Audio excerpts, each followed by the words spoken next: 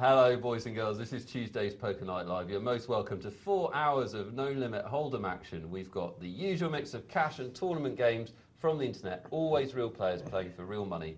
Here only on Poker Night Live. I'm Nick Wealthall, and with me is Caspar Berry. Hello. Hi. Hi. Yeah. Aren't we a couple of pink-shirted metrosexual types? We are. Comfortable with it, though. Many men would be less comfortable. Let's move on. As ever, guys, it is your show. I was enjoying that banter. Were you? Yeah. It was good, wasn't it? Yeah. All they put in the script is banter, and I think we effortlessly Flesh that out. Fill that void. Tick. Come on.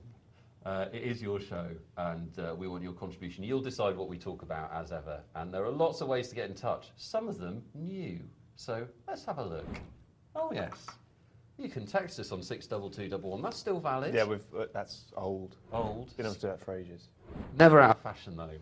Email. Love a text. poker@pokernightlive.co.uk. You can always email. And now, phone us up on 0906 200 7080. Classic technology, new application. A note of that. That's right, Caspar. What'll happen is you ring in, you leave a message on our machine, 80. and then we'll play it in the studio. You'll hear your voice on the telly. It's like being a presenter of the show, except you don't get paid and you don't get the groupies. But then neither do we. We've got lots of games to play tonight, Caspar. Thank God. Including one with you. I'm going to be playing. He's going to be playing poker. I tell you what, mate, I couldn't be more tip-top on form. Being ironic. He'll get into. He's a pro. He'll get into state by the time he has to play. So at 11 o'clock, you'll have an opportunity to join in our Beat the Presenter segment, where you can play in a one-table tournament with Caspar Berry and humiliate him or be humiliated by him. One of the two. You get your chance to find out if you're around the TV tables at 11. Let's have a look at the games you can see at the moment. What have we got, Caspar? Well, on table done one, we've got a $10 tourney. A $10 tourney. Some things never change. Classic. Table number 2 is a $20 tourney. These are all sit and goes, obviously, Nick. You sit down and away it goes. Before you know it, you're playing a game of poker. Couldn't be easier. Table number 3, we have a cash game. It's just 25 cent, 50 cent, but there's a lot going on. Yes. And finally, it's big, it's green, it's mean, it's an MTT. That's multi-table tourney to you and I. Excellent. And we'll dip in and out of the multi-table tournament throughout the night and then bring in the final table, which is always good. You like the old MTTs? Love a bit of final table, me. Yeah, it's good, isn't it? Mm. Best thing on the show, and I know that you'll stay tuned. It's Tuesday night, so you've broken the back of the week, basically. Weekend's in sight. Let's all stay up till 2 and watch poker. Should be fun, and we've got lots of new features as well, which we'll introduce to you throughout the show. I hope you enjoy them. Beat the Presenter is a lot of fun, and I know you'll be participating with that. Text and emails on any subject you like, guys, tonight. Anything you want to ask either or both of us, fire away. And remember, you can phone in and hear your voice on the telly, which is potentially quite fun and quite scary. Let's get to a game, shall we, and kick things off. We're going to start with a $20 tournament to get us all warmed up nicely. Shay there in seat number 4. Best shot stopper in the Premiership, laying down the aces. The only thing that works at Newcastle is... To the trip aces is the only thing that's worked in years. Bless him. Shearer, of course, there. He works when he hasn't got his back to goal. And when everyone else is a bit slower than they normally are. Yeah. Well, as long as they age in direct proportion to him, that we're fine. It's the little youngsters coming through that we have trouble with. Yes, you sell them. When it was Stuart Pearce out there, playing for us, we were fine. But, ooh, those nippy guys. That new chap for Arsenal. Yes. They've just beaten Real Madrid. They have. Who have we got? Hoofy, the perennial. Shay, obviously. Dog Breath, new to me. Do you know him? He's been hanging around for weeks, actually. I don't know. No, I've never. Like a bad smell? Yes, that was my far too subtle reference. Yes, I don't know Dog Breath, no. Cyberdoc in the house. Welcome. A regular. Just won the blinds. Good, uncontested. There's a word for that, isn't there? And I don't know what it is. It's a walk. Is it? Yeah, or it's also a ground skimmer. Or skinner, one of the two in America. Can't remember which. Not my business, really. So what are we going to make as our recurring theme or question of the night? I don't know, Caspar. It could organically develop. I was thinking you want to kick us off. Oh, he's got one. Your most sexual poker experience. Oh, God. Well, I mean, I was hoping for a smoothly run poker night where we all learnt something, got to new levels of the game. were you here during the prep? Were you? Your most sexual poker experience? The bit in your poker life where you just thought, oh, this is what it's all about, isn't it? Hey, it's about this moment. I've waited a long time for this moment, and here it comes. What do you think? Yeah. Let's do that. So, your most sexual poker experience. Sexual in a good way. Keep it clean. For goodness sake, because... Yeah, the odd innuendo. Fine. Carry on. Carry on around the table, something like that. But up Pompeii at the absolute most explicit. No. But effectively, just, you know, when did it all come together and you were just like, oh, that is brilliant. That is a poker moment. That's why I've worked years. Have you, you know, bluffed the devilfish? Have you won a tourney? The first time you sat down at a table? That's always pretty sexual, isn't it? Yeah, pretty good.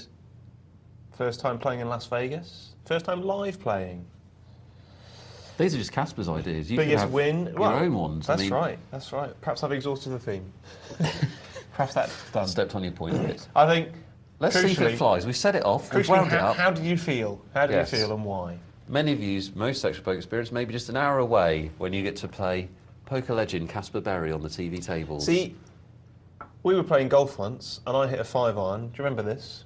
Over water. Yeah, over water, and it landed about 3 foot from the pin. It was and an it landed awesome- dead, didn't it? Yes, it did, yes. And that shot, the memory of that shot, keeps me going to play golf.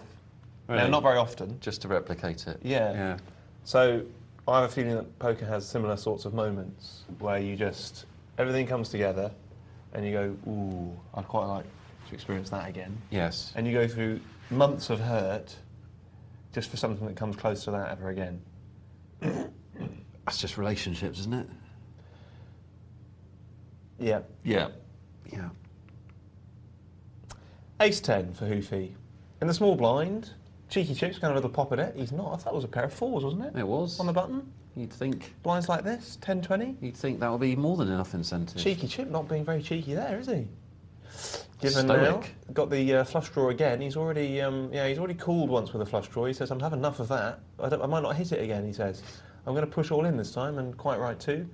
Hoofy had 4 to the straight, interestingly, but didn't want to Play for all his chips. Yeah. No. Well, not all his chips, but a lot of his chips. Always his chips. He knew the Kings were coming, so he thought, just wait for them, really. Give yourself a chance to get lucky. That's the key, isn't it, in poker? No, that's how Tom McAvoy puts it. And as I'm saying that, I'm thinking, that is rubbish. And Hoofy, now I know you should mix it up, but that is a very surprising play there with Hoofy. Just called on the button with Kings. Yeah. How many times have we said, that's when you love aces and kings, isn't it, on the button, because people will suspect you for a steal. Absolutely. I mean, all right, he was up against 6-8. He might have won the pot there and then, and he probably, on this occasion, maximised his winnings. But I think in the long run, got to raise with kings on a button. It's probably the optimal play, isn't it? For the reasons described. And the thing is, the thing I would argue is this, is people say you should mix up your play so you're not readable, but that's precisely when you're not readable, by raising with kings.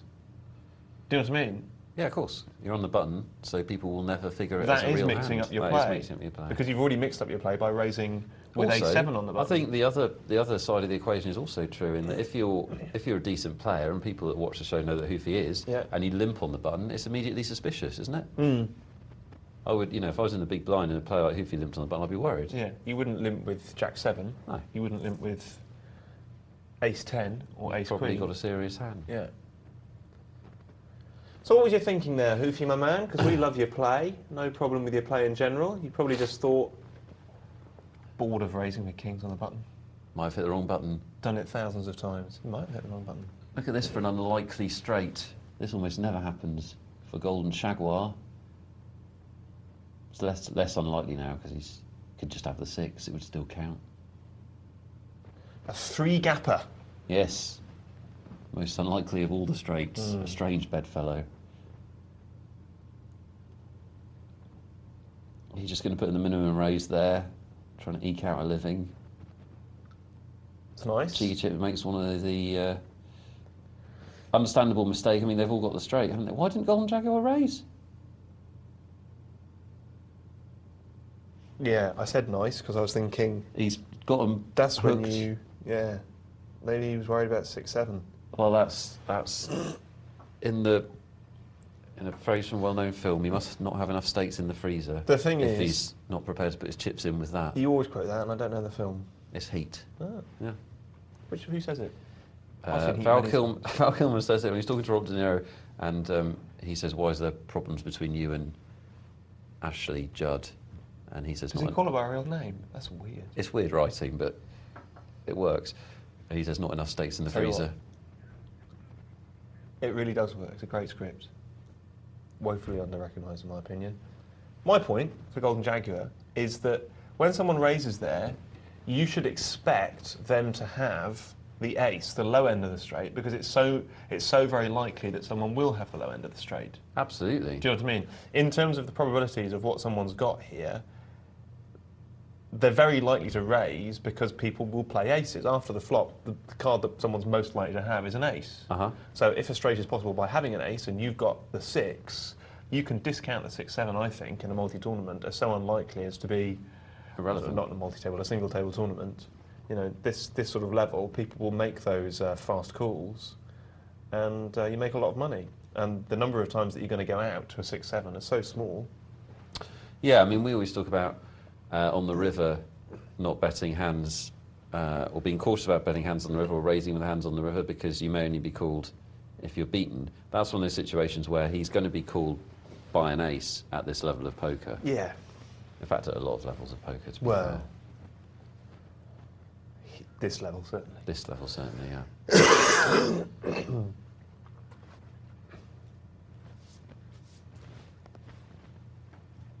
So we've seen the start of this one-table tournament to warm us up. And lovely entrance it was too, wasn't it, to the show? You're excited, aren't you? He's pretty much getting in the zone already for playing on the telly. Just trying to see the word winner emblazoned in huge fiery letters across my eyes. It's got that like burnout feeling, you know, when you close your eyes and you can still see it, the white. Too much for a winner. Yeah. Too much for a winner. Too much winning. Guys, that's one of our new features, Beat the Presenter, which something we've been trying to get away for ages, getting us involved with you playing some poker and then analysing it afterwards. It's lots of fun. Sorry, you don't want to analysing. No, it's analysing. Well, you get to analyse your own brilliant play. Analysing. Yes. Analysing my play. Bit of that. Talking of which, oh, that's why you're getting what's in the hole? Oh, yes, sorry. What's in the hole? Our other new feature is called What's in the Hole, and it's like spot the ball for people with poker brains. That's my bit that I added. That hasn't been approved yet. But it is What's in the Hole. So the competition runs like this. We show you a hand, we blot out one player's cards, and you have to tell us what he's holding based on his actions. So you have to use your reading abilities. It's a game that everyone can play if they know about poker and they're watching us. Let's have a look at the hand in question. I think very few people can play it, actually. Well, it's a select group. You're part of a select group. Here we go. What's in the hole? If you think of the great pantheon of people you know, what proportion of them could play? Oh, here we go. So an early position caller and Clay with an early position caller. Yes. In third position to speak. Yes. Thinks about it. He's thinking. Bets 4. So that's a raise. Yes. Bets 4 in a 51 game, gets 2 callers. How does he feel about this? We don't know. We don't know how he feels about it. We'll never know. It's not his feelings you have to guess, is it? No, just no, his cards. Just his cards. Just his cards. It'll be a harder game otherwise. Flop comes, Queen, 7-5, 2 spades, and Clay, quite quickly, bets out 7. Good flop for his opponents. 14. It's raised by Loomis. Now, I think Loomis has got 3 5s. Okay, well done, Cas. And I think, and I could be wrong, but I think Frankie Doodle has top pair. Okay, that's good reading ability from you. Don't give away what Clay has. No, I don't know what Clay has. Loomis has now gone all in. I think he's gone all in with 3 5s. Can you refer to Frankie Doodle as Frankie Doodle Dandy, please? Just call him Dandy. Dandy. Frankie Doodle, got to lay this down now, I would say, because he just has top pair. I'm not certain, but I'm fairly sure. And what does Clay do? He's got 30. He just calls. Calls all in. He calls. What does that mean? Calls for all his chips. Loomis definitely ends that hand with 3 5s. I'm absolutely positive about that. Right, so if you think you know what's in Clay's hole, now what we're asking you is, you don't have to guess the actual individual cards. If you want to be flash, you can. All you actually need to do is guess his holding. So has he got a straight, a flush, 2 pair, 3 of a kind? Is he bluffing by calling for all his chips? The actual cards, don't we? You don't have to, mate. Oh. You can. I'm going to. All right. And to play, text in 62211. Text the word hole, and then your name. So that you'd actually put what your name is there, not the words your name. And then your guess. I always get calls out. Whole, your name, and then your guess, 62211. And we will reveal the answer at 12 o'clock midnight, and then we'll have a new what's in the hole after that. So it's 2 chances daily. to win. It's daily. We're going to have a leaderboard. Oh, yes. And a monthly prize. It's a monthly competition. So the more you enter, the more chance you've got of winning that monthly competition. And we'll find out who is the best reader of hands in the Poker Night Live audience. Play along and have some fun with it. Have some arguments at home. Why don't you? I think that's what it's designed for, really. You can contact us in lots of ways. We're completely live tonight for the next 3 and some odd hours. You can text us on 62211. Email us with your questions, poker@pokernightlive.co.uk. And any question you like, whether you've just started playing poker or you've been watching the show and playing for months or years, we want to hear from you. And we want to hear your most sexual poker moment. And slightly dangerously, life in our hands, you can actually tell us on an answer machine your most sexual poker moment. 0906 200 7080 if you'd like to hear your question read out. But if it is too explicit, if it's more explicit than Up Pompeii, Yeah, no groaning. it won't be read out. No. Keep it decent. Bisexual, what Caspar means Bisexual? I think we just want it straight down the line. Yeah, it's dodgy ground with the shirt colour choice. But yeah, we're looking for the most exciting moment in poker, aren't we? Most exciting. I've got mine. Have you got yours? No, I wasn't ready, actually. Right. Yeah, surprised yourself. Just threw it out there. Didn't even read the script. Nope. We're going to look in on our multi-table tournament. Bound to be on the highlights of the night, guys. Always is. And at the moment, in the early stages, $10 buy-in, 213 runners and riders, up for a first place of $639. Already, we're down to 99 players, Caspar. Falling like players in a low-limit buy-in multi-table tournament. They are bats, aren't they? Bless them. Bunch of crazy kids. So you played in the tournament last night, didn't you, live on air? No, it wasn't me. This is what I was trying to tell you. I didn't tell you. It was Michelle. That's not funny. Don't laugh. Sneezed. You laughed. I didn't laugh. I sneezed. Michelle didn't laugh. She came third. Good. So the bar has been set for you, young man. That's part of why I didn't want to play tonight. Michelle came third and played tremendously well. So you let me volunteer? Yeah. Also, mate, there's a lot of new features to integrate into the show, which you weren't here for last night. So I can take it back. I can take it back. You can, actually. Yeah. It's quite easy. In fact, viewers, who would you like to play in the tournament? Me or Nick? There we are. Well, Democracy in action. You tell you what, you can't choose your own government anymore, but by God, you can choose who you want to play on the telly. That's fair enough. They can choose who they want to play on the telly. So, text your answer, Nick, to... No, Nick or Cas. And don't Cas or forget Nick. to- Caspar or Nick. Mark your subject heading. Nick. Caspar. 0906 200 7080 is the phone number if you want to phone in and tell us who's going to play. But you haven't got long, because we're going to play at 11 o'clock. Are we? Yeah, we're going to play at 11, and then we analyse it, Caspar, at 12. My question Yes. is, will they be more inclined to bluff, do you think, given that we advocate solid play, or do you think they'll be more inclined to wimp out? This is the interesting thing about this. And also, will they be more keen to play in hands against us because they might get to say to draw out on us? So we may get knocked us some out. lovely value calls. We may do. Juicy, tasty. People tried to bluff Michelle last night and it didn't happen. She just called them down. Yeah. Yeah. That proves my point, not yours. I'm not making any points. I'm just saying she came third. She'll be watching though, so I'll tell you what, I'll be in for an earful. Well, she said that later. last time you two were on, you were incredibly rude to her. wasn't last time, it was the time before. Oh, really? That. Yeah. Oh. It actually finished. It's quite bizarre. It actually finished. Let's have a look at this hand. That's Tens and jacks. Now, ace queen, this is an easy fold, and he hasn't made it. He sees a big pot, Nick. He sees value. He wants a part of it. One of those arguments that I don't buy. Jacks now, betting into a dry pot. Not in a bad way, but good for farce, bandit.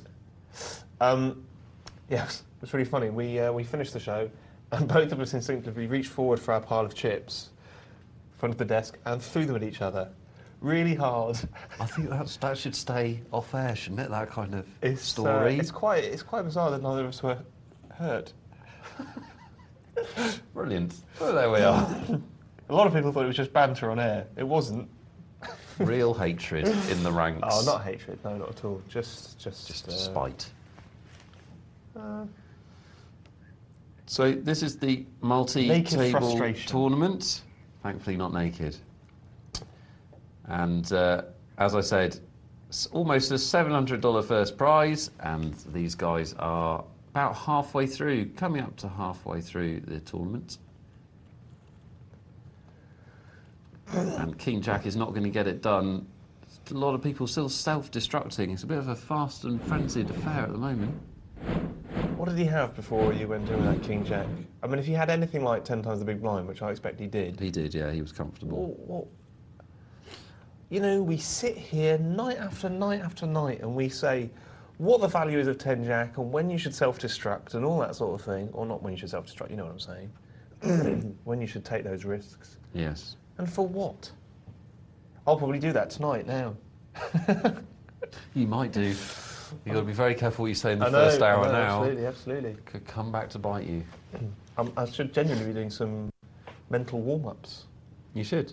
Well, you get about 6 minutes in the break. Oh, that's all right then. I thought it was farcical. We'd like to hear from you guys. We want your questions and your queries on this wonderful game of poker. Doesn't matter what your level of the game. 62211 on your texts. Or you can email poker@pokernightlive.co.uk, as is traditional. Or if you're a newfangled, hip and groovy kid who enjoys snowboarding and gets stoked at the weekends, you can ring in.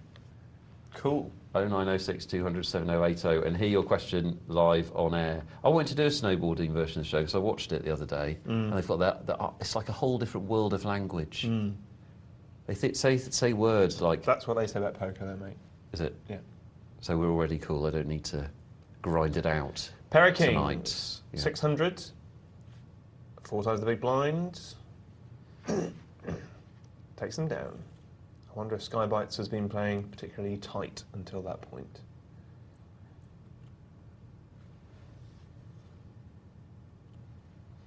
Yeah, no, snowboarding was fun, wasn't it? More fun than the tea tray.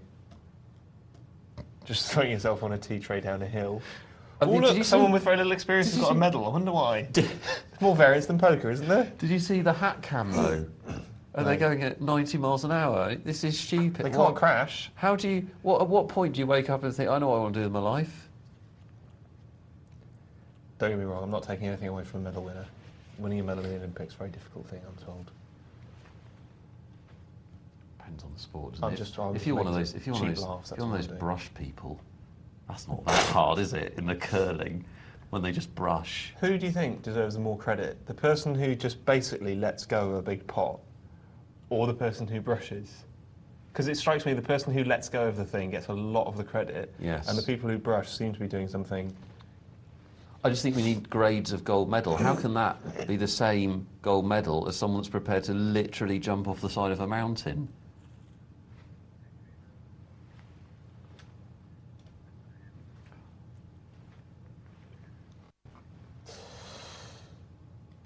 Ace Jack in the small blind. I just got... On quite a tight table. I'm not reading it yet, but there's an email from somebody called Martin in my inbox, and the subject heading is Rate My Stats. And I don't want to open it in case it says 40, 28, 32. I don't know, Martin. Seems like you're in quite good shape. Calm down, Nick. 40, if he had 40, 28, 22, that wouldn't be quite good shape. That'd be a massive barrel-chested man with a tiny little... Yes. Be like a... Ace-10, decides to just call for Pozza. Don't know, Pozza. If I was you, I'd be raising or folding in that situation. Maybe we're trying to rely on the benefit of deception. But looks like we've got ourselves into a bit of spot of bother. Spot of bother for Pozza.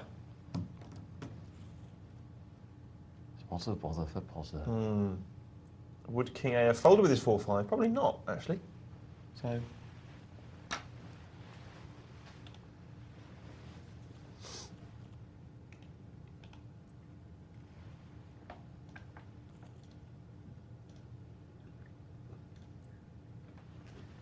Bit of blind play, and King A with the aggression will take this down.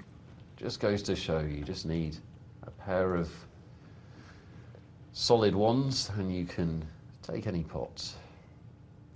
And then King A does something weird with Limpy on the button. Well, there's a lot of Limpy on the button going around, and yeah, good play from him here. It was asking for that, quite frankly. I like that. Strong move from the big blind.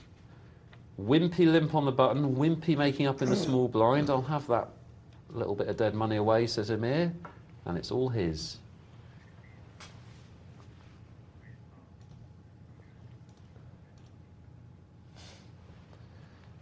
Yeah, King A's in almost every pot. He likes to play. King A, that's his tagline. What's wrong with that? No, it's, you know. You come out, it's like you don't go to a golf course and go, I'm going to sit out these 15, if you don't mind, lads. Sit them out. I'll see you on 16. Just catch you for the end of the back 9. I'm good at 16. I'll just watch until then. See how you're all playing. Pick up some if you played like information. That, and just to only hit that 5-iron, you'd be basically Tiger Woods, slightly better actually, because sometimes his go over the back of the pin by 5 feet. 2 times the big blind raise for Ace Queen. And takes it down. Gets the job done. See, I like that for that reason. Small risk, scary looking, incorrect fold.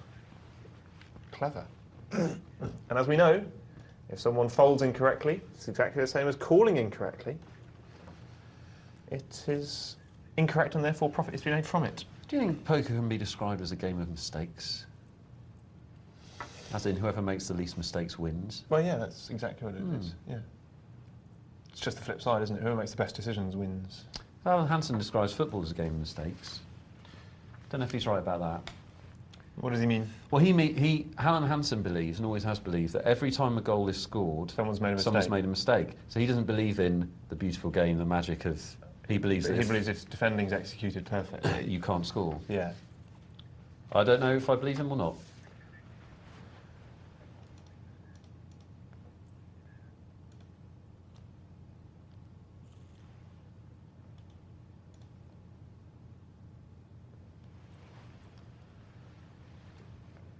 We're going to take some of your emails in a second, just enjoying some of this multi-table tournament. As ever, we'll bring you as much of the final table as we can. You get to see some great poker on the final table, some bluffs, some exciting moves, some debatable decisions, and really does help you play. So stick with us, guys. We've got that coming up later on. All that to come, as they say. All that and more, probably.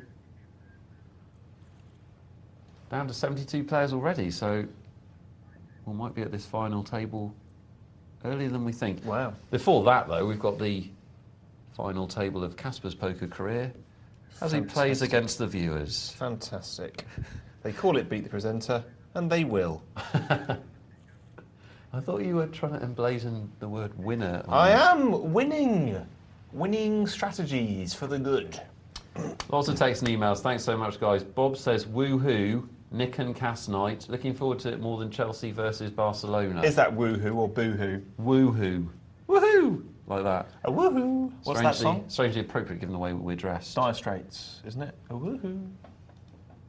Dire Straits, That's all I'm allowed to sing. Otherwise we pay rights, wouldn't we? Yes. Anish has emailed and says, I was recently in a 100-person rebuy tourney and picked up aces in late position. Everyone limped in, I raised, and 3 people went all in. Good heavens. I know 50% of the time aces hold up. I pretty much suspected someone had ace-king and the other 2 had pocket pairs. Good psychic powers, Anish, I'd suggest. I came out correct. What is that supposed to mean? What? He's making a read on people, that's good. That's good, yeah. That's good play. Well, you know, less of the... Well, I can't read it out if I don't Honestly, it's already going downhill. I came out correct and went, but enough saying something.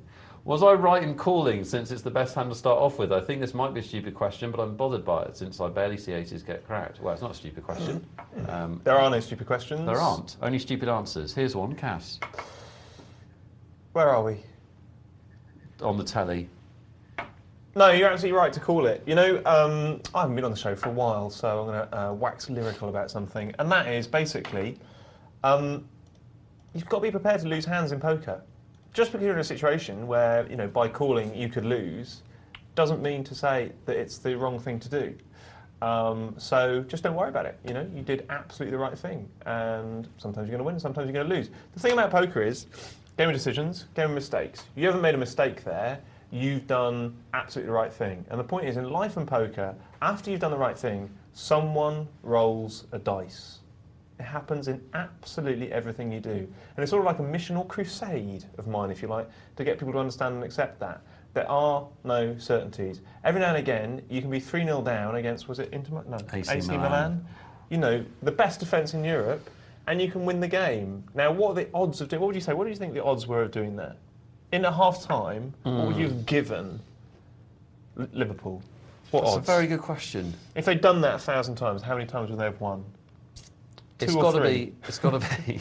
Well, seriously. I think probably something Never happened like, before in Champions League history. No, probably something like 1 in 100 or 150. Fine. Okay. I'd have thought. Someone rolls a dice. They could have played. You all know this. Liverpool could have played the best football of their lives, the best game they'd ever played in their lives, and still came out 3-0.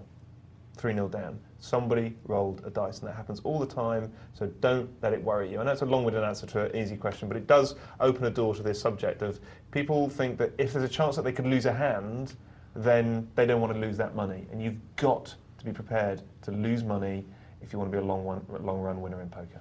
Yeah, it sort of taps into something I've been saying recently on the show, which is a similar thing, which is there are very few locks in terms of situations in Hold'em where you've got 100%. Almost none. The other guy's got a percentage chance to hit his hand. And if you can't accept that that's going to happen sometimes, you're in the wrong game, aren't you? No question. Yeah, good stuff, Cas. We've got a competition which is giving away the best prize in the history of TV. And I think I can say that without fear of any contradiction. Because the trouble is, it's a prize that we'd all like to... Yeah. Yeah, you'll see. Why we're giving it away. Over the coming month, when the presenters read out this competition, you'll see our faces turn. My voice has gone a bit antsy. I want to win. My mum's entering for me, which is a bit weird when you find out what the competition is. You can win a trip to Las Vegas to report on the 2006 World Series of Poker. Rubbish. You watching now could be out there in July, is it? When is it this year? It's in the summer. Reporting on World Series of Poker for Poker Zone. How good is that? Michelle, Cara, you, James, Mark. Yeah. It's just... A lot of us could have done that. Could have done it. It's not going to happen. I think. Yeah. They'll need some help, though. They won't have presented before. Me. I can't get past me. Caspar will be with you. You just need a big hold all. On you.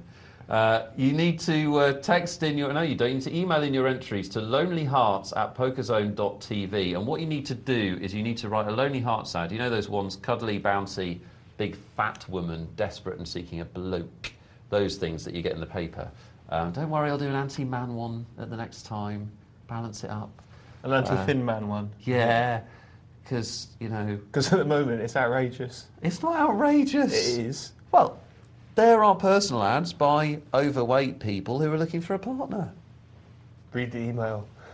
Do please enter, but it's got to be a quirky Lonely Hearts ad that links into poker somehow. So 4 of clubs looking for his jack of diamonds or something. Is that a winner? That's why someone else is doing the reporting for Queen Vegas, of Hearts looking for her missing hearts. That's my one. No? Send your one into lonelyhearts@pokerzone.tv, and I promise you it's real. You could be going to Vegas courtesy of Poker Zone. How good is that? You've got until the 25th of February.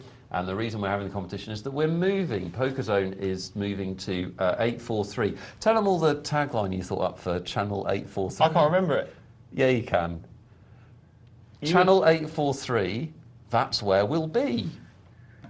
Simple, effective. Yeah. If you put Channel 843, that's where we'll be. By the way, I'm looking for a boyfriend. I reckon that would win.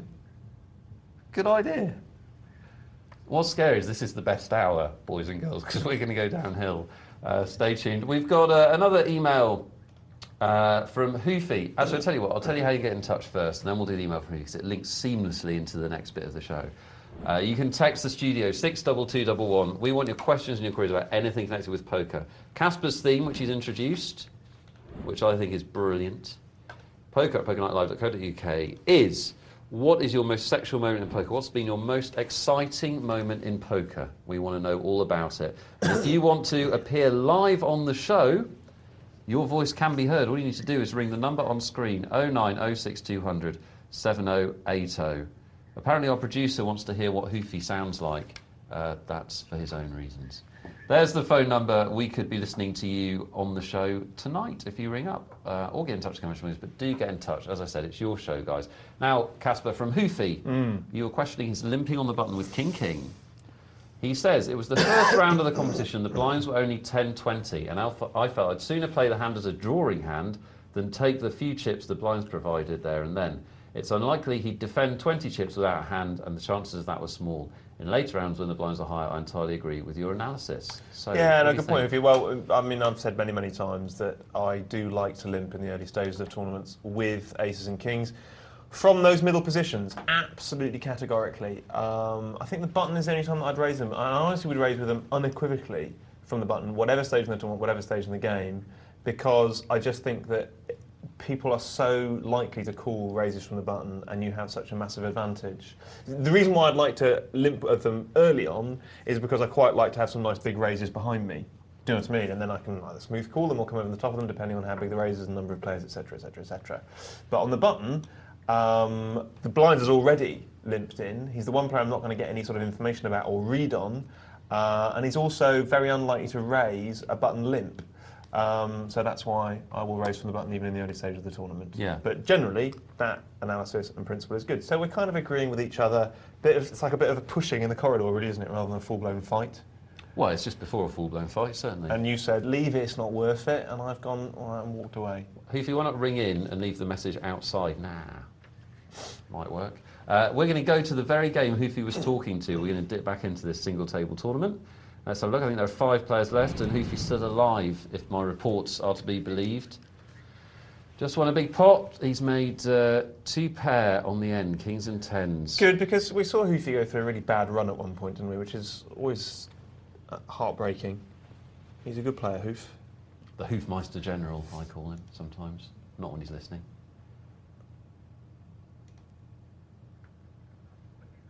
We look like we've both been to Pinks together, don't we? And picked the same shirt and gone, yeah, that'll do. Well, mine's a lot cheaper than that. Gold Jaguar is going to leave us, I'm afraid. I'm afraid if you're a friend. Oh, no, he's not. He's got out of it. Counterfeited. On the river. The escape card, the get out of jail free card. It's not fair, is it? It's not right. Missed that. Cyberdoc making the strong move. The blinds have got high, as quite often happens with these tables with a lineup of some solid players. Everybody's probably been playing tight, and now they're all having to play like crazy. So this is definitely a nice raisey situation there. Good for H. Do you think that's the H from steps? 7, 8, 9, 10? Yes, I do think it is, yes. Oh. Tell you what, it'd be a ruddy tragedy if he went out, wouldn't it? Because I said tragedy, which was the song that Steps did. You're making some really obscure jokes tonight, mate. Right, but it's just tragedy is that they're famous for. They're famous for? Yeah, Steps. No? Before your time. More of an S-Club man, to be honest. That's fair. Cyberdoc? Angela Stevens has never kicked on, as we all assumed she would, has she really? Sort of plateaued and now... I don't think she wants it. Interesting. Well, you don't see it there, do you? Pre-flop folds. Let's have a look. There they are. Jaguar at the top. Dog Breath playing 50% of his hands. Jaguar, relatively tight, but what's interesting about that, Nick, is apart from Given and Dog Breath, basically very little between the top 6. Yes, far too much watching Poker Night Live and doing what we recommend, I think. Well, not what I recommend. I like to play a lot more than that in the early stages of a sit and go. Hands one, Jaguar has won 100% of his hands that he's played. It's a neat trick. Isn't it? Keep that up, you probably do quite well out of poker, I'd have thought. And now he's out. That's a neat trick, isn't it? Isn't that ironic? He's won 100%. And then no percent. No, he won sort of... But on that hand, he won no percent. 85% overall, but that was enough to... Can't have no percent anyway. You can't have it. Mathematical impossibility. So explain why. Percentage is a part. Percentile is a part of something. So you can't have no parts because percentage is number of parts. Interesting. It would simply be zero. It's like the concept existence is not a predicate. So you can't say I have 3 bicycles, 2 of them are red, and 1 doesn't exist. Quite funny though when you say stuff like that, isn't it? It's all clever, isn't it? Wordplay, clever. These are our money winners. Hip hip hooray to them. And Hoofy is the big stack. And H from Steps is going to be playing the 9-8 here. And the texts and emails are going wild with your votes for who you want to play tonight. Nick is in the lead at the moment, 4-2. The texts and emails in Caspar's mind. 4-2. Look at that for an outdraw. Well done. He had to hit his 9 to win, and he did. He had spades as well, actually, but well done anyway. 8 refuses to go quietly into the night. Is that another lyric that I don't know? No, it's not. But let's say it is, because that sounds clever. Hoofy. So Putting his far, opponent's decision with 2-3, obviously the worst hand that Hoofy could have had in that situation. And overkill from Cyber, who makes it straight. wasn't it?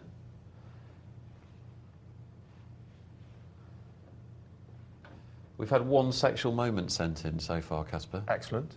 Well, I think we need more, don't we? We do overall. That's just a very disappointing marriage at the moment. H has folded that hand. What do you think with 6-7 there, Nick? You've got 6-7. Yeah.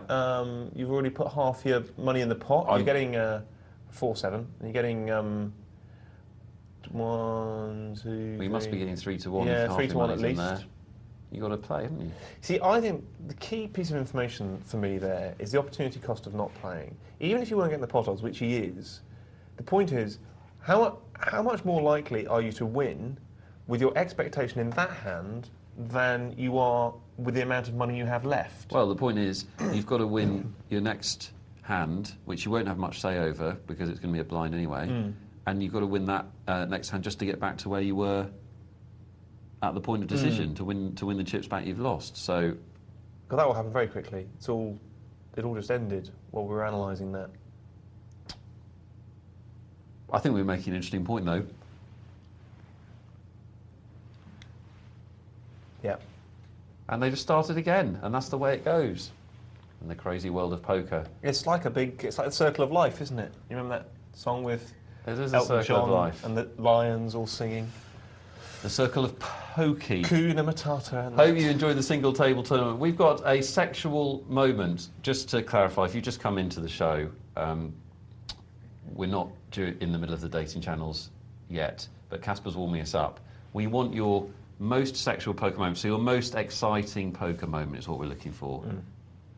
And Flirty Liz has emailed in, appropriately enough, and told us it was her first time playing a no-limit cash game after 6 months of playing Limit. I was trembling at the thought of betting it wrong, as I'm sure all no-limit virgins are. She's kept the sexual motif.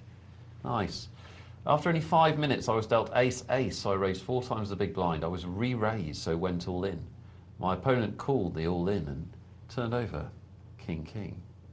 Aces, it's just creepy, isn't it? My aces held up and I won a pot of $40. Huge, as the game was only 25-cent, 50-cent blind. Thank you, thank you, thank you, Poker Night Live. Without you, I wouldn't have had a clue what to do. It was nearly as good as sex. And she says, say hello to James for me. Well, we will, Flirty Liz. James, she emailed in the other night when I was on with James, and he got really excited because A, it was a girl, and James doesn't get to talk to many of them, and B, her name had the word flirty in it. And that was enough to, woo! Doing a bit for me. Thanks, Flirty Liz, for making our lives a little bit better. We want you to get in touch, guys. This is your show, and we're going to be live for the next 3 hours. So we need your questions and your emails and your comments and your most sexual poker moments. And it couldn't be easier to do. You can text us on 62211. 62211. Or you can email poker@pokernightlive.co.uk. Or if you want to hear your voice in the studio, you can call 0906 200 7080, and I would point your way to the 11 o'clock slot where Caspar will be playing against some of you viewers. Yet to be decided. Yes, yet to be decided. And you're 4-2 in the lead, so... I'm not getting out of this seat, mate. I've had a long day. We have agreed. On the air. It's on videotape. It's all taped up. Well, let's see what happens. While I've been yakking, we've gone to a cash game. Does the person in here have to hold the show together by themselves? Yes. Yeah, you want to play now, don't you? I do a bit. Yeah. Yeah. One of us will be playing against you guys on a single table tournament. We'll be playing the tournament at 11 o'clock, and then at 12 o'clock we'll be replaying the tournament. So you'll be able to see how Caspar made all of his decisions. I don't know how Caspar made all his decisions. No, but you're going to have to make it up. How the bloody hell are they going to get any sort of insight? Look, mate, this is their chance to play against a pro and then see the results. Okay. All right? Okay. It's a big deal. Okay. All right. I think it's going to be fascinating, because I genuinely... I mean, I've always played anonymously, unlike the Axe, for example, who made it perfectly clear who he was. And I never understood that. Genuinely never understood it, because... You think it's a disadvantage to be known? Yeah. Okay. Yeah. I mean, if, as I'm sure he did, Axe used it, to his advantage, then of course I can understand it. But I don't, in general, I don't understand it. That's why I maintain that, let's take a book like TJ's. Well, It doesn't tell you anything about how TJ plays. Sorry, mate. It's well known that when Doyle wrote Super System, he had to change his style, because he actually gave away this, his style that players didn't know enough about. And when he wrote Super System, people said, "You're absolutely crazy," didn't they? And he had to change. Yeah. So anyway, it's really fascinating. I'm really not that bothered for a $10. What am I playing? 10, 20 cents? It's not my money. I'm completely yeah, 500 so you can go. You'll be playing whatever's available to you on the TV tables in about 10 minutes. It's not necessarily me. What? Big shout out now. Well, you said, what am I going to be playing? All the people I know there. Let's have a big Nick text, shall we? A big text of Nick's name. I wish my phone had got reception in here, I tell you.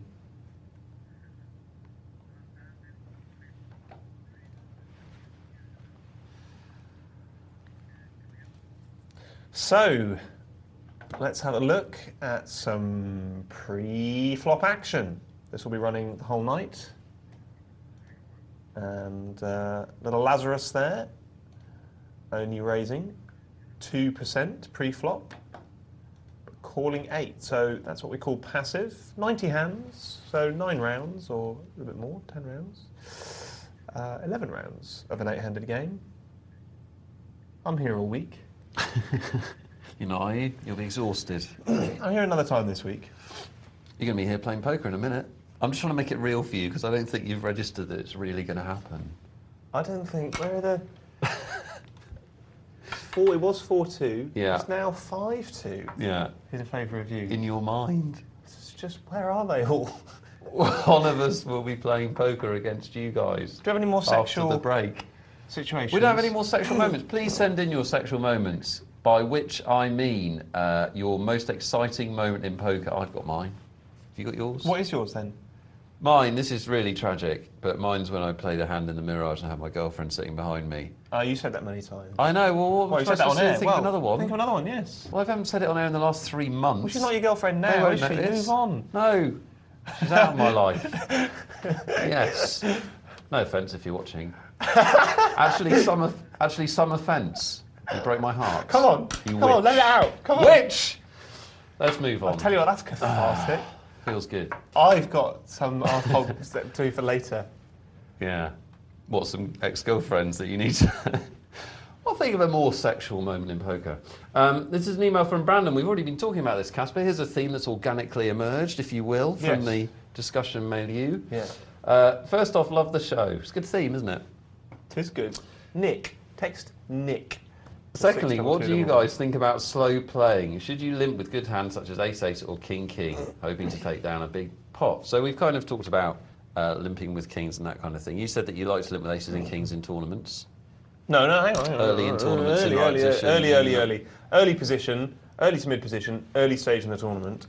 I like to have a little limp with an ace or a king because, exactly as Hoofy said, you want to win a big pot with those hands. You know, just taking the blinds with ace and king, taking down 30 at that stage in the tournament ain't going to win you the tournament. So that's when I like to limp with them, get a nice bit of deception. People wouldn't put you on them, except of course in 10 minutes time, when I limp in mid position, that's exactly what people think I have. So I may try and use that to my advantage. Apart from that situation, you want to be limping with aces and kings very rarely. Broad general rule about when you slow play is when you're a tight player. If you're a loose fast player or you're playing loose fast players, then you should be playing loose and fast, because the whole point of playing that way is when you have big hands, you're getting lots of calls on them, so you don't need to slow play.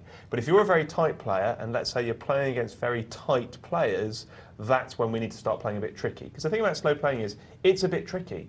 So you've got to know that other players are going to bet into you, so they've got to be loose and fast themselves as well sometimes.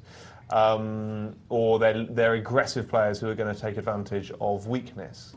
So in general, I think beware of slow playing. One of the things you said very early on in our poker careers is people slow play too much, don't they? Yeah, they do. So people try and be tricky. David Slansky calls it fancy play syndrome. People try to be tricky, there's need to be. A lot of the time, straight up money gets the poker. I mean, the thing is, aces and kings are the best two starting hands. In poker, we're looking for times when we've got an edge, an advantage, to invest our money. That's what we're looking to do. When you've got aces and kings, you've got that edge. So you need good counter reasons, which you've just given, why you would disobey that rule, in my opinion. More of that good poker chat, some pink-shirted fun, and Caspar playing against you guys after this break. He's excited, really.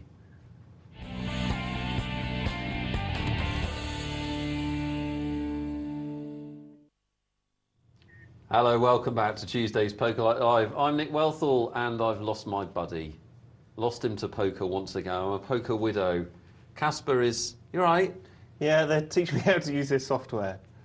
It's beautiful, isn't it? A bit new to it. Interacting with the viewers live. If you want to watch Caspar play live, you can go and watch him on the TV table. Show stats. Hide stats. Help. You can chat to them as well, Caspar, in the little box. All the toys. All the mod cons. Caspar's going to be playing the tournament now in the room. I'm going to hold this show together. We're in trouble one way or another.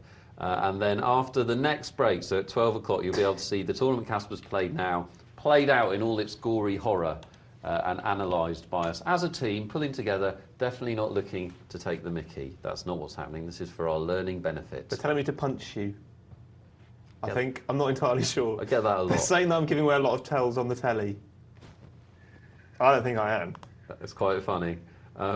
Write in with what they are, please, because I might have to play them again one day.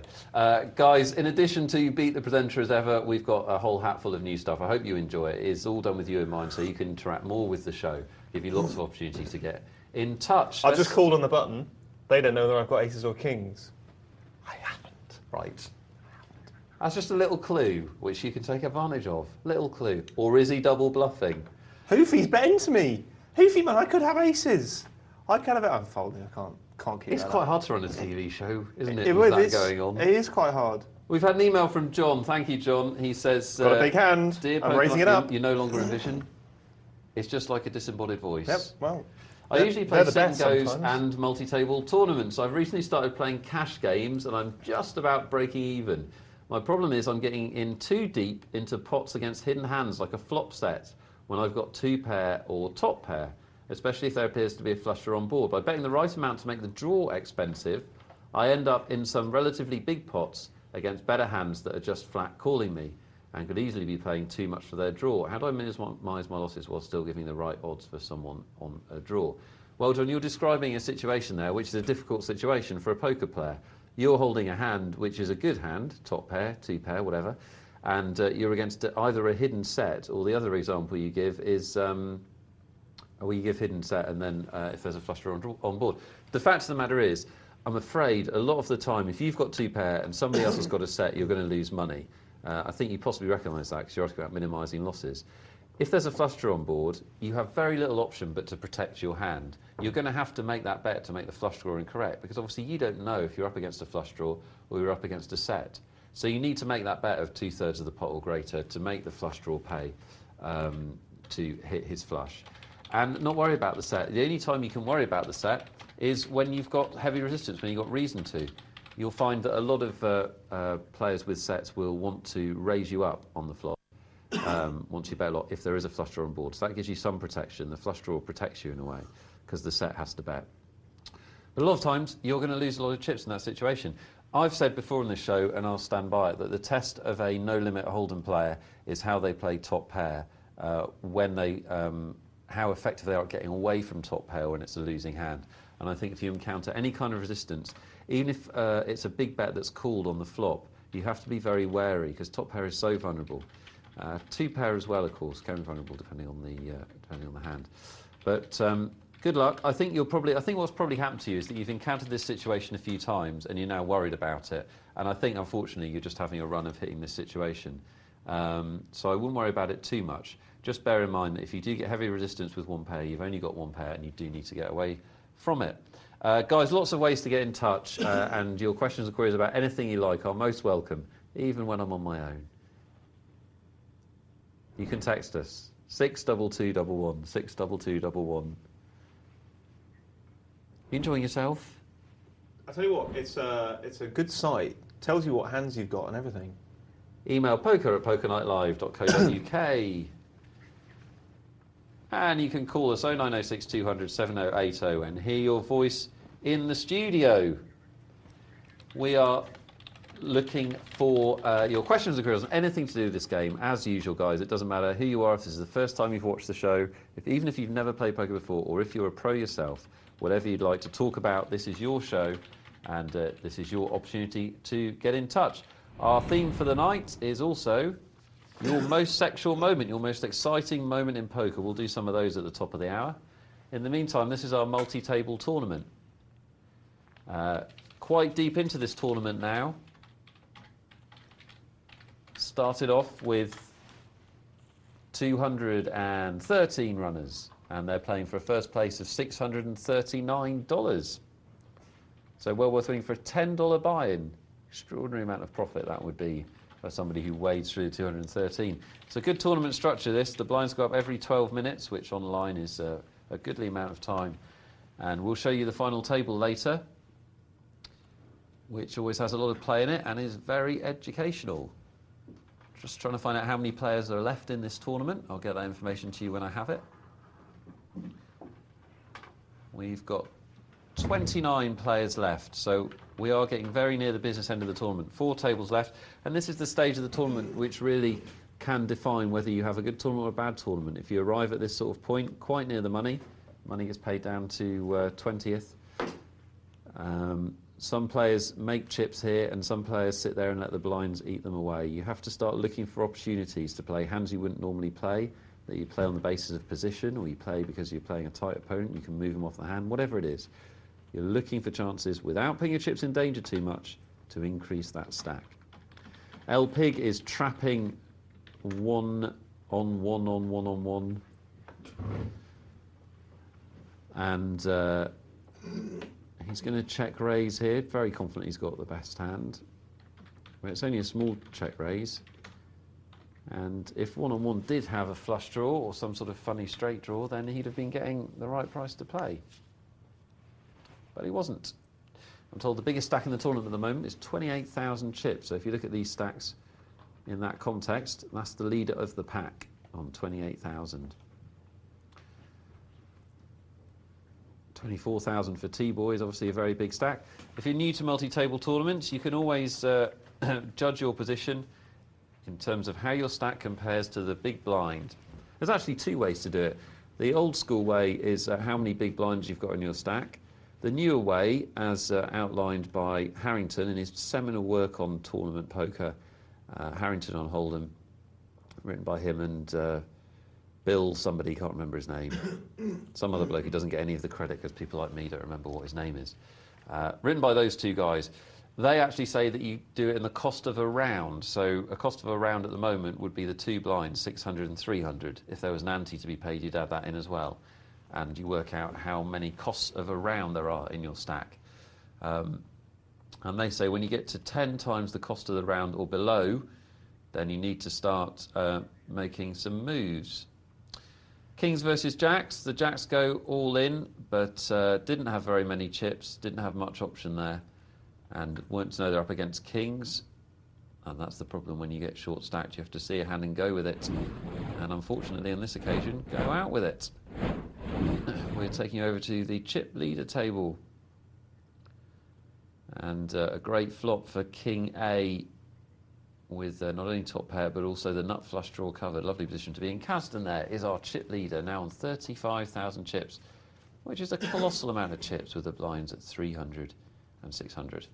This is Poker Night Live on a Tuesday night. I'm Nick Wealthall. With me is Caspar Berry. He's currently playing a single table tournament online, so you can go ahead and watch him if you'd like. And he's still in. Yeah, nearly double through. Got 1,860 now. It's all right, isn't it? So Caspar's doing well. It won't last, so get over there and watch as quickly as you can. It really won't. And at 12 o'clock, we're going to replay his tournament for you. You'll be able to see his cards, and we'll talk through exactly why he did what he did, the mistakes he made, the brilliant things he did, how everybody played. New feature for the show, guys. We hope it's going to bring you a lot of fun and pleasure and add to the show.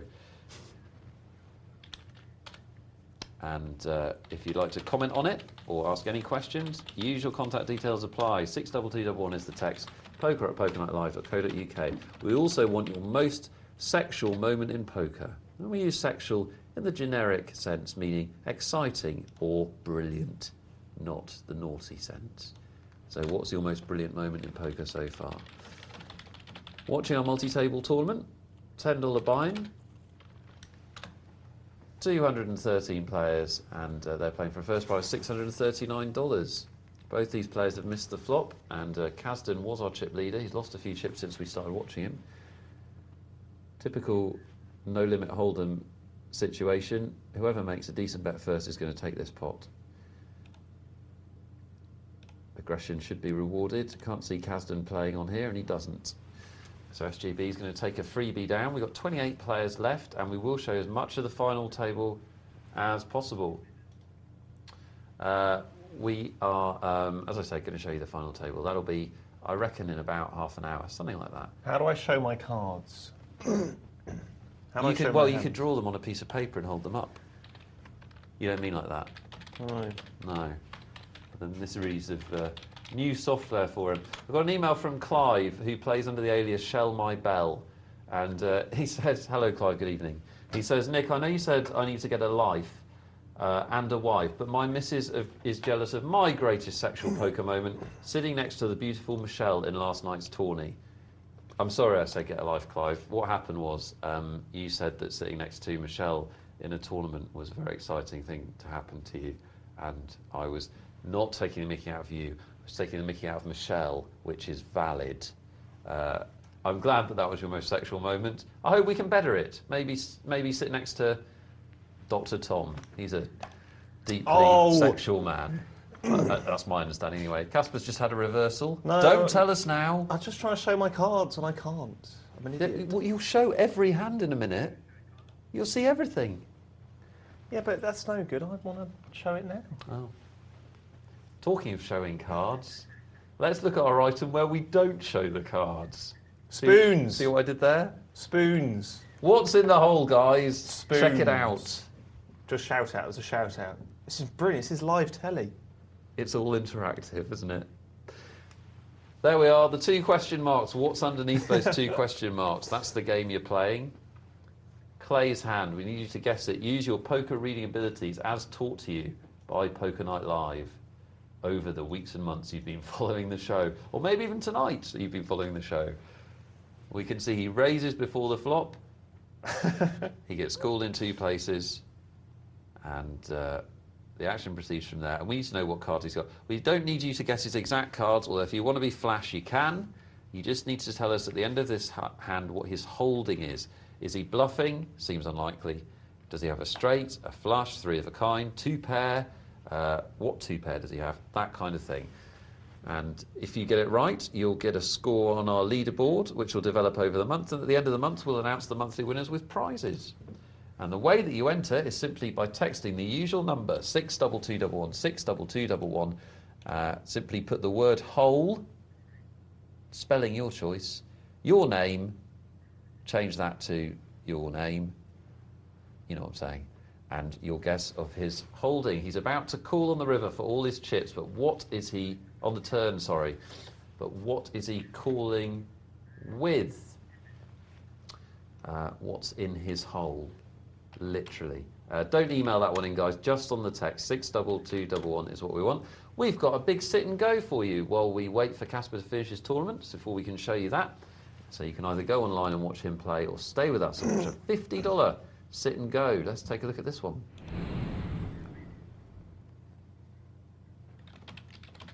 You've got until 12 o'clock for that what's in the hole, and then we will reveal the answer to you. Caspar, can you hurry up, because this is like working for a living. Nearly did a V's up at you there live on air, shouldn't have. Please try and remember you're on the telly. Yep. $50 sit and go, Bit too much guys. like a lounge. Being at home, yeah, exactly. $50 sit and go, and so I wonder if we'll see any differences in the type of play from the sit and go we were watching earlier, which was a smaller buy-in. Let's see if we've got any regular players. H was playing on the previous table, of course. L Pig we've seen play many times, a name I like. And Buffy Be Good. We've only seen play recently, but I've quite liked his play from what I've seen. So we'll see if Buffy is good. Certainly was there. Takes one down. We're going to let this sit and go speak for itself for about the next 8 seconds.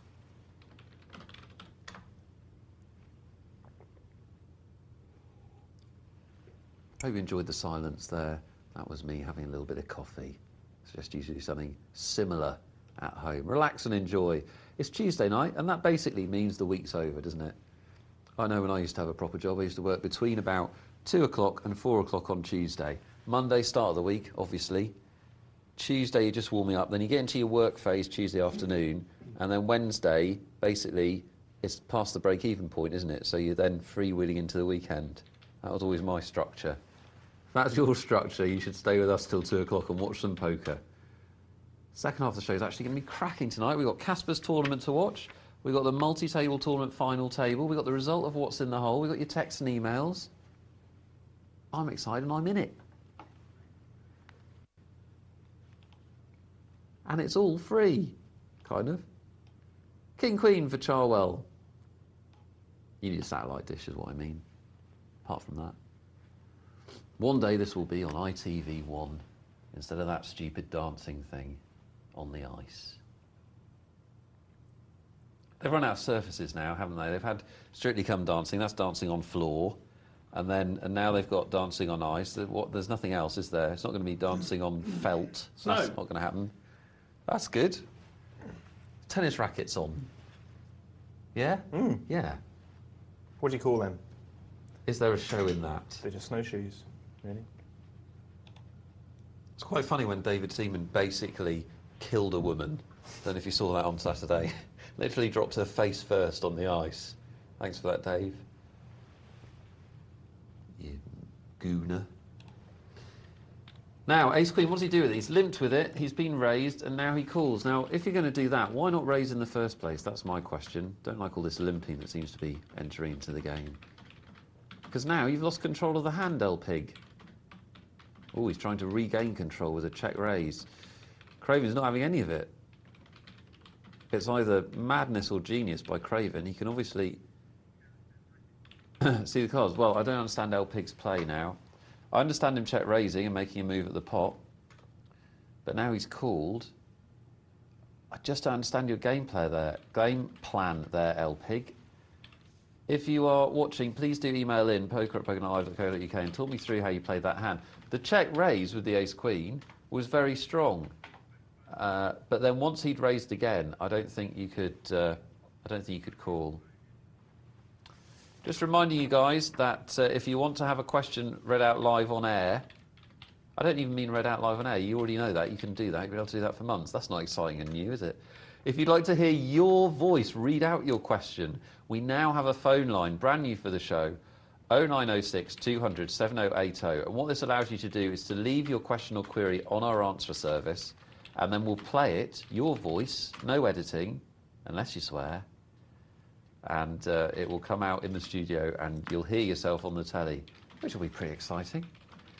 0906 200 7080 is the way to do that. This is a $50 sit and go.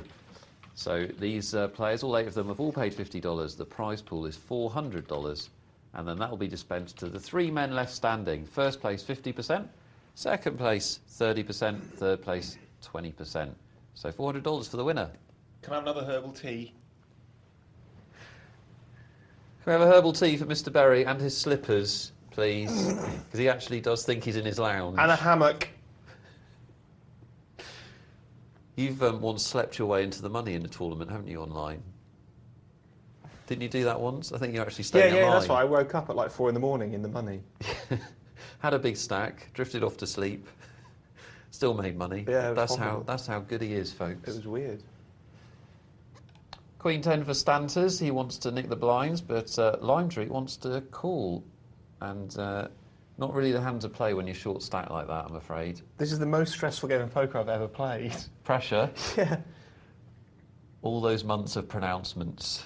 Seriously, give me, you know, heads up for $10,000 rather than this. Yeah, he is under a lot of pressure, guys. Please do put him under pressure, because he needs to be tested. He needs to be challenged. Wakes him up, doesn't it, Cass? It does. Lime Tree's ridden this 7-8 to the end, and I'm not sure what his game plan was there. That's twice I've used that phrase, so I'll just dwell on it a minute. I think the thing with poker is not to do anything on autopilot. It's harder on the internet than it is online, but nothing you should do should be by rote or automatic. You should be thinking tactically and strategically with every bet and raise you make. So if you are going to enter a pot, what's your game plan? Are you trying to thin the field? Are you trying to get odds? Are you setting somebody up to check raise them on the flop? What are you trying to do? Think about the later streets. Lime Tree there, called out of the small blind with 7-8. What was his plan? To me, it didn't look like he had one. I'm sorry if you did, Lime Tree. I didn't see any evidence of it. Straight flush draw for LP. Great flop for him. But you do need to think ahead, because if you're going to play something like 7-8 out of bad position, you then need to be able to justify that play. Are you going to move all in on the flop regardless? And we just missed the straight flush. Just missed the royal there. There would have been sirens in the studio, streamers. We would have jumped up and down once.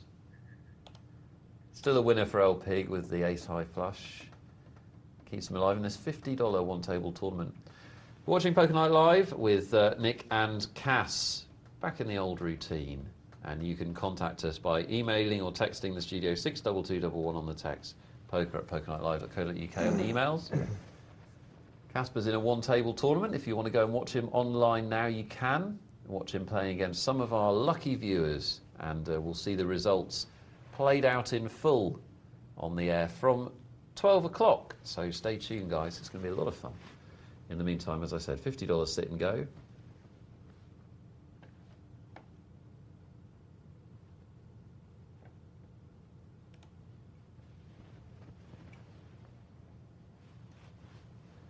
Ace King for Stanters. He's decided to limp with it, and we did talk about limping with big hands.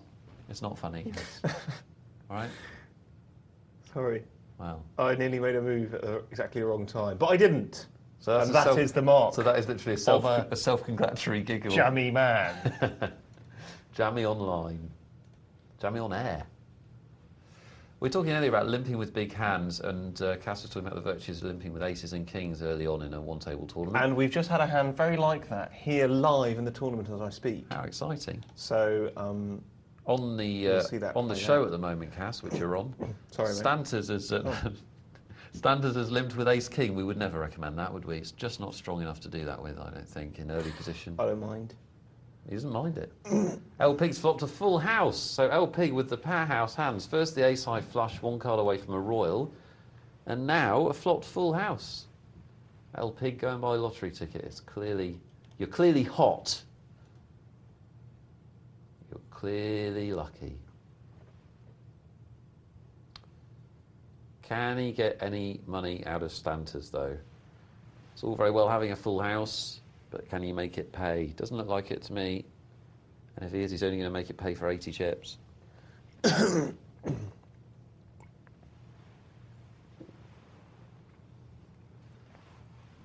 Never had so much going on in my head. Yeah? I don't mean in poker, I mean ever in my life. It's really weird. There's usually a little bit of a desert up there, isn't it? So it must be nice to have some ideas bouncing around, is it?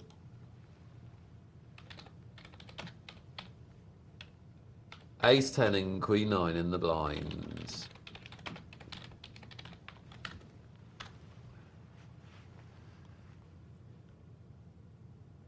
Ace 10 just makes up. That's often a sign of weakness, and Stanters could have raised there. H obviously thinks he's trapping. Stanters has outflopped him,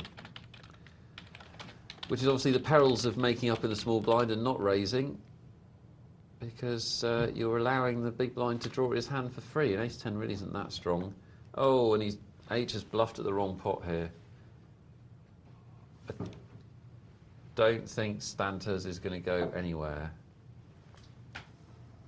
He's not, and H has just basically blown his chips. Well, James Browning has an idea which I think is a very useful one if you're looking to improve your game. And James's idea is that when you go out of a tournament, you need to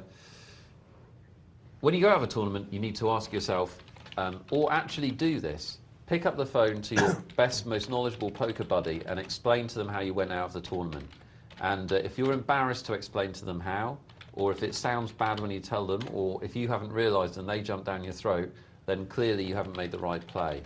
And I would submit, and H, if you're watching, feel free to email in and tell me otherwise, but I'd submit that if H had to tell his best poker buddy how he went out of that tournament, he wouldn't be doing it with a happy smile on his face, because Ace 10, no pair, bluffing for all of his chips when he doesn't know what the other guy's got. He hasn't asked the other guy the right question to find out. Not really good enough. Unlucky H, or badly played, whichever you prefer. We're going to get back to that $50 sit and go in a bit. First of all, how's Caspar getting on? You still in? Yes. We're five-handed. We're five-handed. Yeah. The producers just asked me who I think's going to win. Well, I think Caspar's going to win. What do you expect? The blinds get really high. Yeah, but it's loyalty, mate. It's very. I know us presenters have to stick together, right? We've all got to take on the viewership. I feel like it's us against you guys. Not in a nasty way, in a camaraderie way. Email from Levy. Thanks, Levy. He says, "Hi guys, Nick and Cas, you're making television history." So true. This is up there. This is up there with the Berlin Wall falling down. With your wonderful banter and knowledgeable insight, how many other channels can offer 4 hours of top quality live television every night of the week? None more channels, I say. Good point, Levy. I was interested to hear Cas mention the naked frustration he feels towards Michelle. Would you most like... that is... I've got a game. Well, he's put that in quotes. You know, he's put that in quotes. You must have said it. Yes, I did. Yes. Speak to Michelle about that. Who would you most like to see present Poker Night Live in their underpants? Well, a lot of us do it every night in our underpants. Just because you can't tell doesn't mean we don't do it. So not far off sometimes. In the summer. In the summer, exactly. Can I nominate Malcolm for that honour? You can, but that's really weird. Why have you done that? I mean, I don't want to show favouritism to any one of them individually, but there are 3 slightly above average attractiveness girls that present this show sometimes. But you've gone for Malcolm. Have a look at yourself. The only sexual moment I can think of in poker is what I call the Viagra tell. This is a painful affliction that occurs when I'm dealt a premium hand in a live game. Sorry, I can't elaborate much more on this. No, I'm not sorry, Levy. I'm very worried. Thank you for that, mate. Good email. And if you'd like to join Levy in getting an email read out, getting a question answered, getting your game helped any way you like, just get in touch, guys. 62211 on the text. The email is, as ever, poker@pokernightllive.co.uk. Caspar Berry is playing in a tournament. Very much so. And he's all in. It's quite exciting. It's not for you guys, you can't see. But you will be able to see at 12 o'clock after the ad break, after the next break. we will be showing you Caspar's game, and we'll also revealing the answer to What's in the Hole, the competition we've been running last night tonight, and then after that we'll have a new one for you to play along at home with. Let's get back to our $50 sit and go, shall we? See how the boys are getting on over there. We've just seen H go out. I thought with a hand he shouldn't have gone out with, and now we've got Lime Tree all in, and he's actually praying for a call with his queens. Doesn't get it. So he'll have to be content with the blinds, I'm afraid.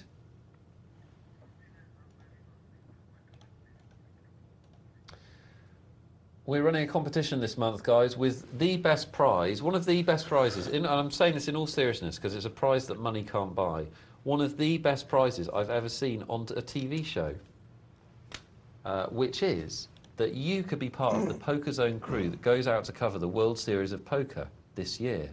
As a guest reporter, effectively. It's a prize even the commentators on this show would basically fight each other to the death over, and probably will be somewhere around mid-April.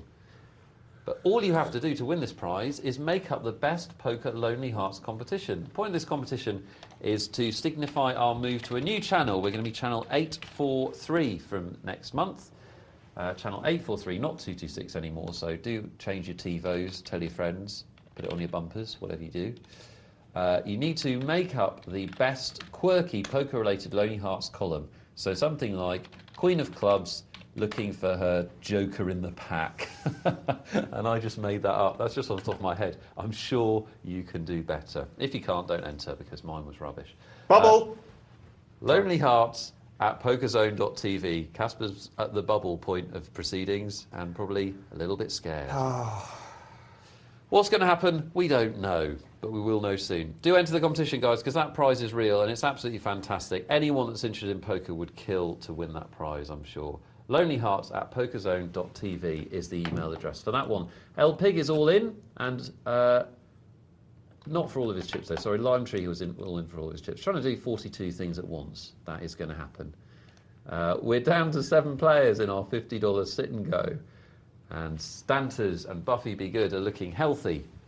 Lime Tree and El Pig looking slightly peaky. But the blinds are still small, so they don't have to worry too much.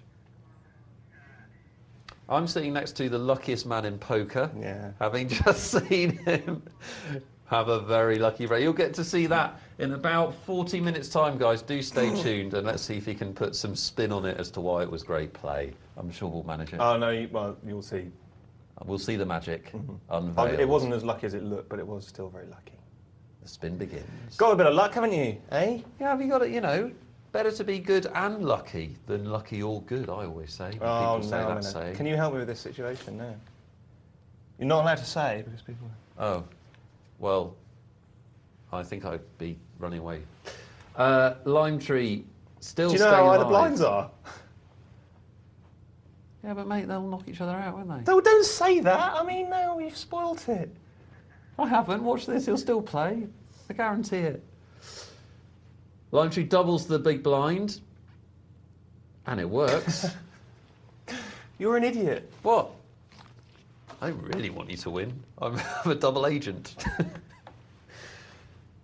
I'm impressed by Lime Tree's comeback. He's now almost back up to 1,000. Well played, Lime Tree. LP sitting with the aces. Short on chips, and that will be a beautiful thing for him to look down and see those aces. He's desperate for a caller, because he needs to make some money. I don't think he's going to get one. I don't think Buffy Be Good's going to be interested in playing the fours, from what I've seen of Buffy's play. No, but El Pig picks up a small pot. Better than going broke for a big one. Misplayed a hand. It happens. Don't worry, no one will ever know. just between you just and I. Just between you and I, mate, yeah. All be all right. Stanters is going to nick the blinds here, I think. Well, he's got ace-9. It's not so much of a nick. Not a bad hand, all in all.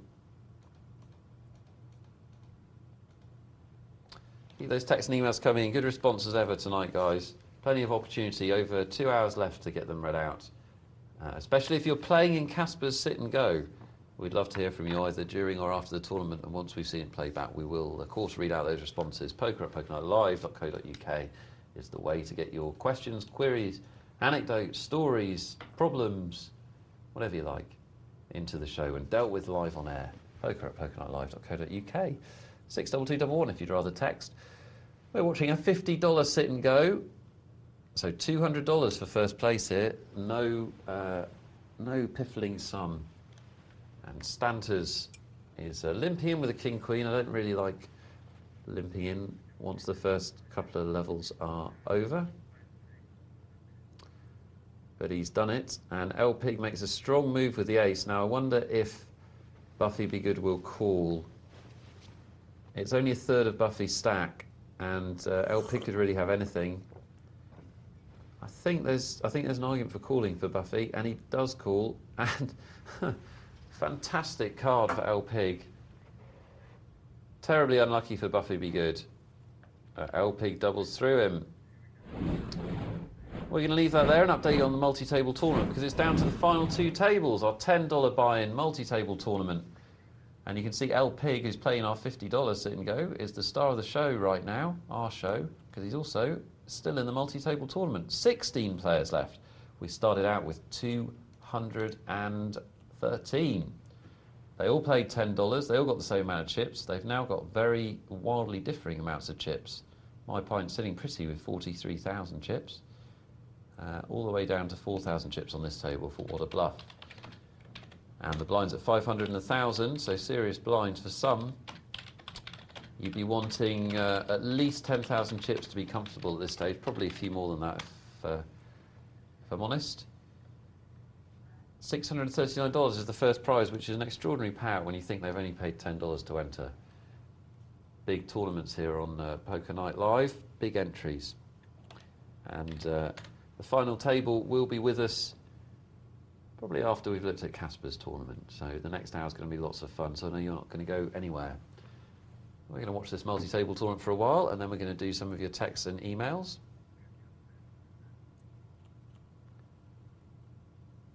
As we see Kansas Coyote go all in. Fair enough with the ace-jack. He's got 5.5 big blinds and doesn't want to take those blinds again. I think that's a solid move.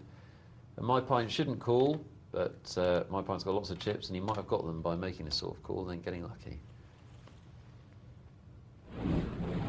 He doesn't, so let's check out the other table in the multi-table tournament. And these are the other 8 hombres, and Kasdan has built his stack to 78,000, making him our chip leader at the moment. And he can just afford to sit there and not do anything silly if he wants to. As we always say when we cover these tournaments, 2 ways to play a big stack. You can either sit back and let other people bust themselves out and increase yourself the money, or you can use that big stack to put the pressure on. And that's really up to you how you play it.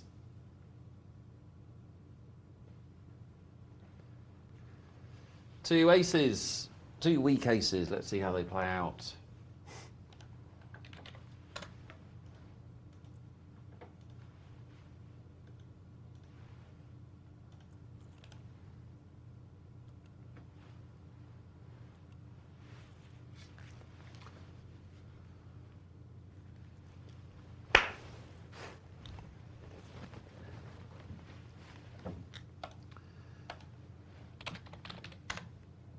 Lazarus Long, which means he comes back from the dead, but takes a while doing it or something. I don't know what that means. What does it mean, Lazarus Long? poker@pokernightllive.co.uk. You've won a pot anyway. And all these players will now be thinking seriously about that first prize of $640. That'll seem very real to them now, as they're down to less than 16 players. Ace-Queen versus Ace-King, it looks like here. T-Boy's probably going to raise.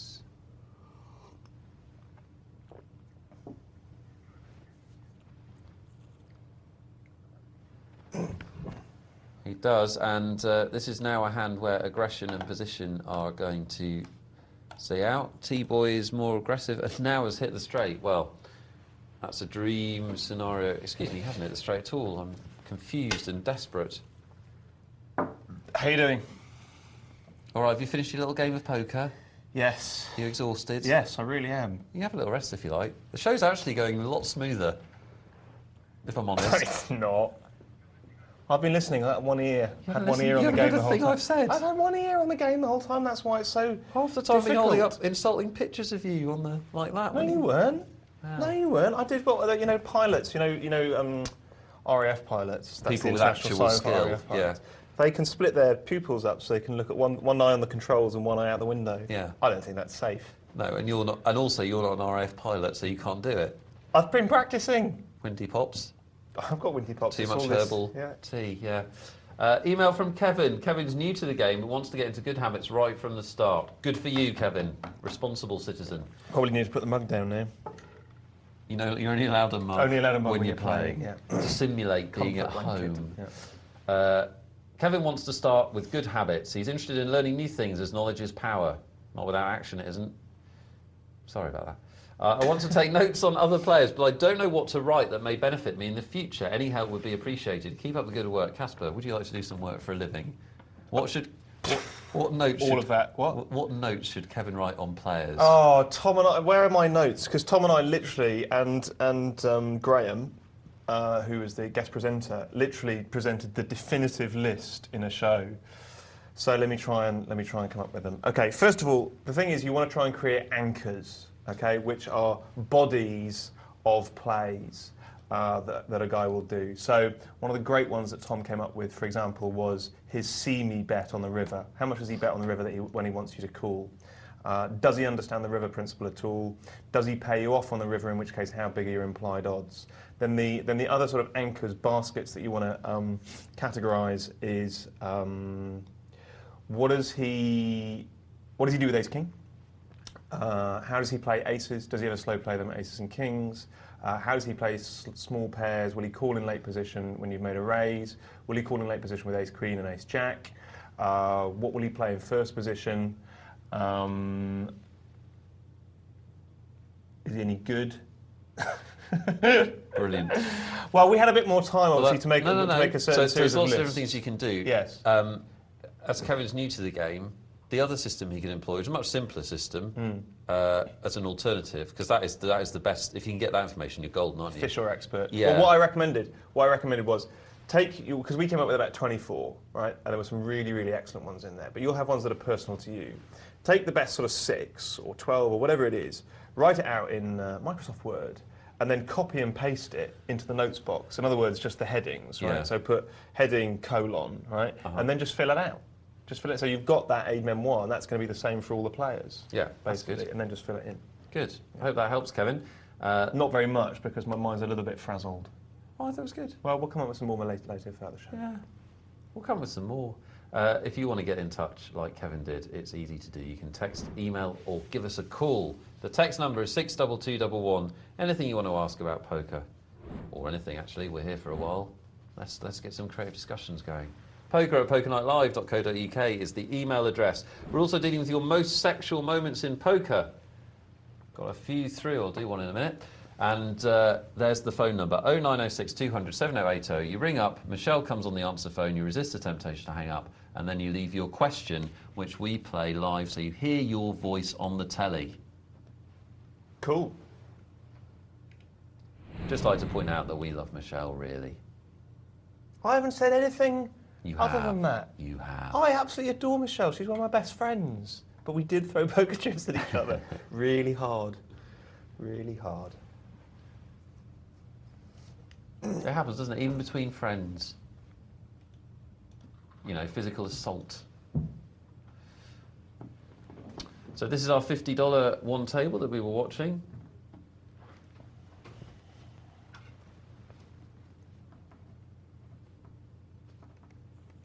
And Stanters takes down the blinds.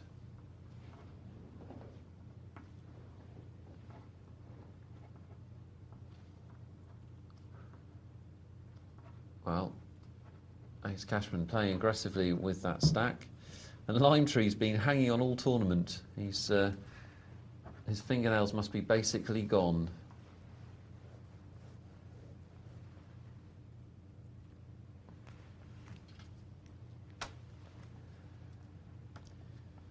Oh, well. An ace or a jack hits, we could lose 2 players. Not going to now because Craven's got the set. Or a 9 could knock them both out. There we go. It's not scripted, I promise. It's literally how it's happening. Poker is a funny mistress. 2 players go down with 1 hand as Charwell makes a straight. I started saying poker's a fickle mistress and poker's a funny mistress. I don't know why I've started saying them because it's rubbish, but it keeps coming out of my mouth. Well-stacked gentleman seeks loose player for some all-night action. That's my most sexual moment in poker right there. Yeah.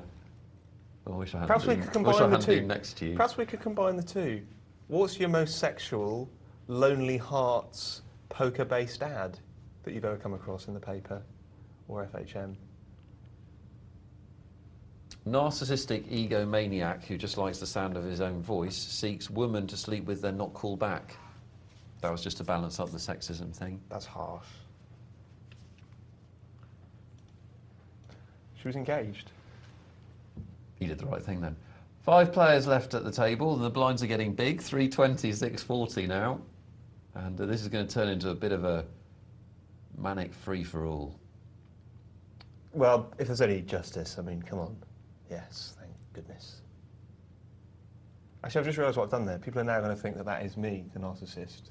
That is some sort of experience that we've laughed about, which is not true. No, it's not true. I wouldn't do that.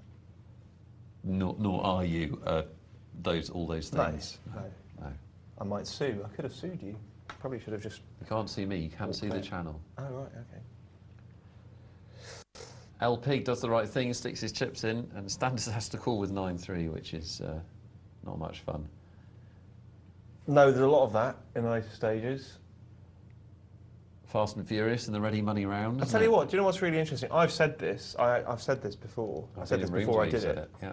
Is playing in that structured tournament is so different to the sit and goes that I play in that you don't appreciate it until you've sat and played in it. And there's something absolutely profound that I've taken from that, which I'm going to bring into my commentary. Excellent. Yeah. See, you will learn something if you stay tuned. It won't just be not banter. At all. Not at all. So overall, did you enjoy playing the viewers, or was it murder? And that's not any reflection on the viewers. It was my biggest regret is that I didn't get enough chance to talk to them because they were all talking in the chat box. Yes. And I was concentrating on the game because I was getting used to it. I was stupid for not. Well, I say stupid. I didn't know. Obviously, I was going to be playing tonight. But you know, you've got to get used to the software and things like that. So no, I found it a really, really stressful situation. And if anyone's watching and you were talking to me in the chat box and I ignored you, I'm honestly, genuinely sorry. I wasn't deliberately ignoring people. Just I felt a bit under pressure. Yeah. The pressure to perform, not what any man wants late at night. Jack 10 for Stanters, and that's going to be good enough to win him a decent-sized pot. And these blinds are going to go up again in a minute.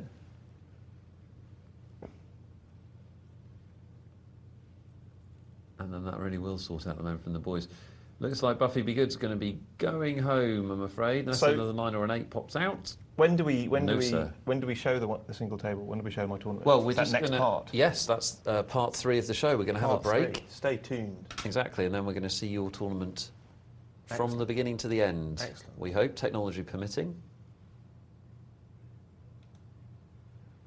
Yeah, loads of people were writing lots of really funny things, and I wasn't getting enough time to appreciate it.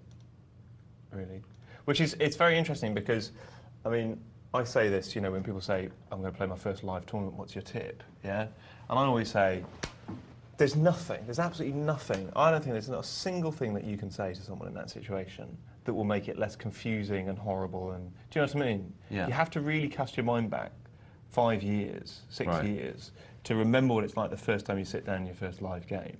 You haven't got a clue what's going on. No, it is. Yeah, it's that panic, isn't it? Yeah, you genuinely. I remember once playing at a pot limit game in England and saying pot, right? Because I was just panicking. I had a pair of queens. It wasn't a request to the waitress, no. No. I said pot, and the table laughed because there was just one $500 chip in the pot. I was like, right, so that'll be $500 then. And so anyway, doing that was actually the first time in, years that I've been sitting at a poker table and not being able to take in all the information. Yeah. Do you know what I mean? Because stressed and being confronted with information in a new way. And please, please, please, I'm not making an excuse at all. At all. Well, you are, so... No. Well, Yeah. Reasons, not excuses. Don't need these. don't need it. We've got 4 players left, and just a few minutes to our break. We hope we get the end of the tournament in before the break, guys. We'll see. So what would I say? I would say, the only piece of advice I've ever given in that situation that I think is at all meaningful is just take your time. Take as much time as you can, because what happens is you panic and you go, when you make folds and raises that you don't want to make. Yeah. And the only weapon I think you have in that situation is the time that's on your side, and you should use as much of it as possible. Absolutely. And online, don't worry. Oh, look at this. Sorry, mate. Sorry, mate. Huge outdraw. Kings versus 2-4. 2-4. I'm telling you, the Kings are a big favourite there. I promise they are. Yeah. Well, there's only a split one, because they had different amounts of chips, but Yeah. Stantis hangs on against the odds. Yeah, Stantis didn't have much to start off with. You're still, coming down, aren't you, from your big stress fest? It was. And this is going to decide where the money goes, this hand, and Charwell's going to win it, and Cashman's going to be on his last legs. Looks like he's going to go out on the bubble, unfortunately for him. And Charwell's got Kings twice out of 3 hands. It's a nice time in the tournament for that to happen. Only going to make a marginal profit on these. Another Queen. Well, even that won't help him, actually. So, Cashman goes. We're left with our 3 money winners, Charwell, Elpig and Stantis. Congratulations to you. The blinds are now extremely high. And it all gets a little bit silly. Stantis has been hanging on now, gamely. A spade will see him out the door. Doesn't happen. Oh, you've been doing that all night and you just lost your magic. I lost the magic. It'll come back. It always comes back. You need your special tickling pencil. I love a little tickle. Elpig and Stantis are in this one. Charwell can throw away, but he doesn't. That's an amazing call. That's a really weird call by Charwell. The other 2 players are basically all in, and he chooses to play. Well, Elpig's got the nut flush, and is going to knock out Stantis. Well played, Stantis. Grimly hang on for 3rd. And we go into the heads up. Elpig's got the advantage, but it can all change very quickly. We know that.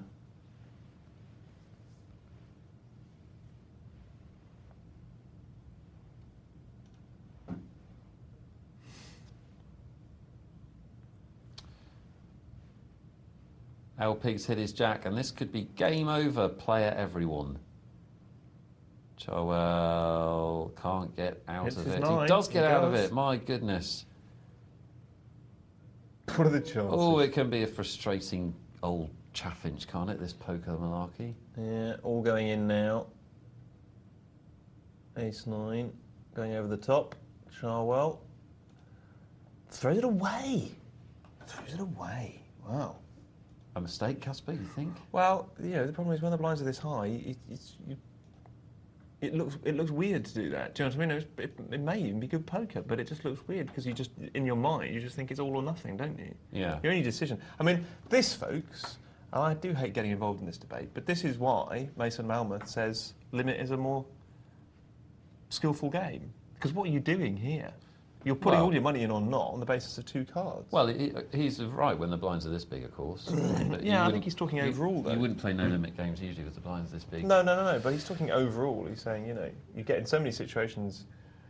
Elpig wins. We've got an email from Stantis, who finished 3rd in that single table tournament. We do like it when you guys who are in the tournaments get involved. And he says, I enjoyed the $50 single table tournament. Think I went a bit flat late on. Should have raised more at the death and ended up in a right old pickle and make no mistake.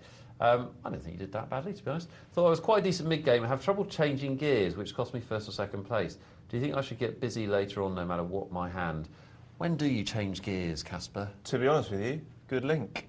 into the sit and go that follows. Is that what we're going to be looking at? This break. Yeah, well, we have to. You know, that's what happens is we all change gears. I can't wait to see what cards the other players had. And now you're going to find out. Yeah, very exciting. So, Stanton, if you stay with us after the break, we're going to be looking at sit and go in depth, and Caspar will talk a lot about when you need to open up, when you need to start making moves. Be a masterclass, won't it? It's like when you go and watch those brilliant musicians. A masterclass in flopping two pairs. Masterclass in hitting flops. Hey! We're also going to tell you what's in the hole. I think it's going to be a toad. Really? Yes, a toad in the hole. We're going to show you what's in the hole, the answers to that competition, and we're going to have another what's in the hole, which you'll be able to answer for the rest of the night and half of tomorrow. Plus, of course, Caspar's sit and go in just a few minutes. Exciting. Oh, no, I don't need to. Yeah.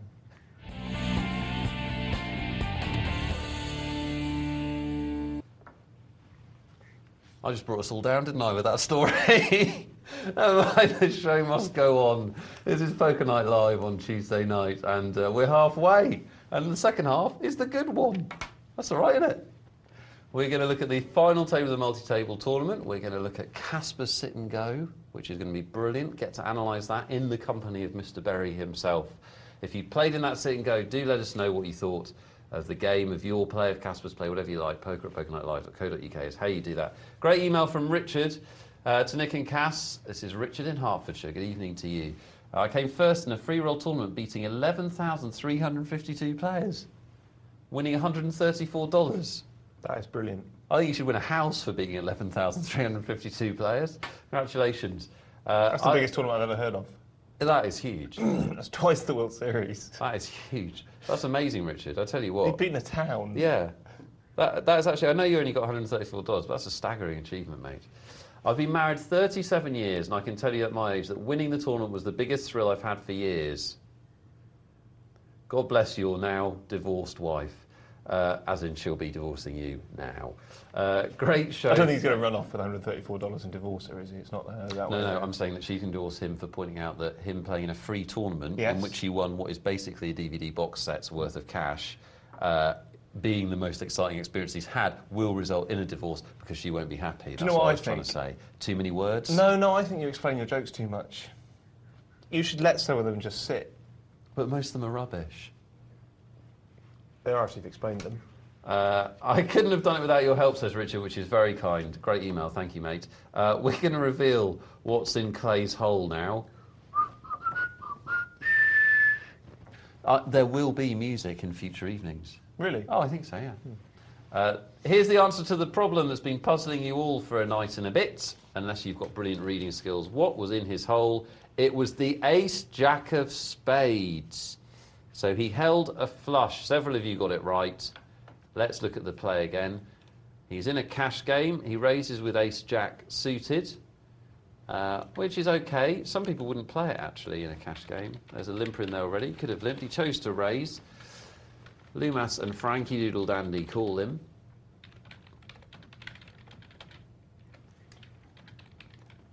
And the action comes round. I was right about Loomis, though. Look, he does have 3 5s. Well, you're a brilliant hand reader, mate. We know that. Well, you're an expert. I put him specifically that hand, and that's exactly what he's got. And I said Frankie Doodle had top pair. Clay makes a nice bet, nice semi-bluff. He gets raised, and then he's getting odds to call with his flush draw. And then he's hit his flush, which is a lovely thing to happen. He's got the nut hand with 2 other people in the pot. And then it gets even better for Clay because he's sitting there, checking quietly with the best hand possible. And one player goes all in, another player calls. Don't think much of Frankie Doodle's call there, I have to say, with just top pair and a flush on board. That is right out there. Clay, all he has to do is call, and he had the flush. Loads of you got it right. Congratulations to those who did. Commiserations to those who didn't. Yes, There congratulations. he is, winning with the flush. You got it right, didn't you? Yep. You had seen what it was, though. No, I didn't. No, Not the first time. No, yeah, just got it right. Yeah, all right, don't get defensive. Well played and all that. Well, you know. So there we are. Clay's hand was a flush. The answer to our first what's in the hole. We're going to have another one of those in a minute. First of all, an email from Matt. He says, hi guys, loving the show. I was just wondering if you can help me. I'm hosting a poker night at my house this Saturday night. I've played both live and internet games for about a year now, but my friends are pretty much beginners. How do you think I should play to maximise my profit? What, off your friends? It's supposed to be fun. It's a bit hard. Kick back, have some mini cheddars, put the ice dance thing on in the background, then us after that. That's what most people do, actually, I think. They watch ITV, then they come over to 226. Should I bluff loads or play tight? Not yet. Yeah, but soon. In a month. Yeah, all right. Oh, just 843, prefigure it. 843. On your dials. So how should you play in a home game against beginners, Caspar? Not tight and not loose. Standard. Standard ABC1 play. Calling in late position when it's correct to do so. Don't put down those 6-7 suited if you've got 4 or 5 players in the pot. That would be silly and tight. Don't play too loose, so do put down the Jack 6 suited, Jack 7, Jack 8 suited in late position when you've got 4 callers in front of you. Raise with your good hands, get money into the pot. Just call with your drawing hands. Don't semi-bluff, because of course the point about semi-bluff is we want there to be a very good chance that our opponent will fold there and then. And play value poker. It's as simple as that. You know how to do it. It's what we commentate on more than anything else. We are basically advocating value poker here on this programme. So you know how to do it. Just do it. And you know what the best value poker is? This show, because it's all free. All that advice you just gave out there, free. No? Sort of explains your joke again. I have to. You don't. You just say, you know what the best value poker is? Right, and then just... This show. And then just move on. Move on. Let it go. This is an email from Andy, who says, super show as always. Thank you, Andy. Guaranteed to get your email read out that. I watched a high-stakes cash game on the telly yesterday where a lot of superstars were playing, like Doyle Brunson and Daniel Negreanu, Sam Farhar, etc. It was a no-limit cash game. Was it really? I haven't seen no-limit cash game on TV. The blinds are 300, 600, and somebody announced a live straddle. And then the blinds were doubled. Live straddle, always much less exciting than it sounds. Is this a normal procedure in a live cash game? Can anyone at any time make this announcement? Well, a straddle is a bet which doubles the big blind, and it's made in first position, and it's live, which means that, like the big blind, you have the option to raise. And I think it depends where you're playing as to whether you can do it or not. Different places have different rules about it, don't they? Yeah, like, for example, anyone could put a dead straddle on. You just announced before the cards come down that you were going to bet 600, or bet, 1,200 in a 3-6 game. Yeah.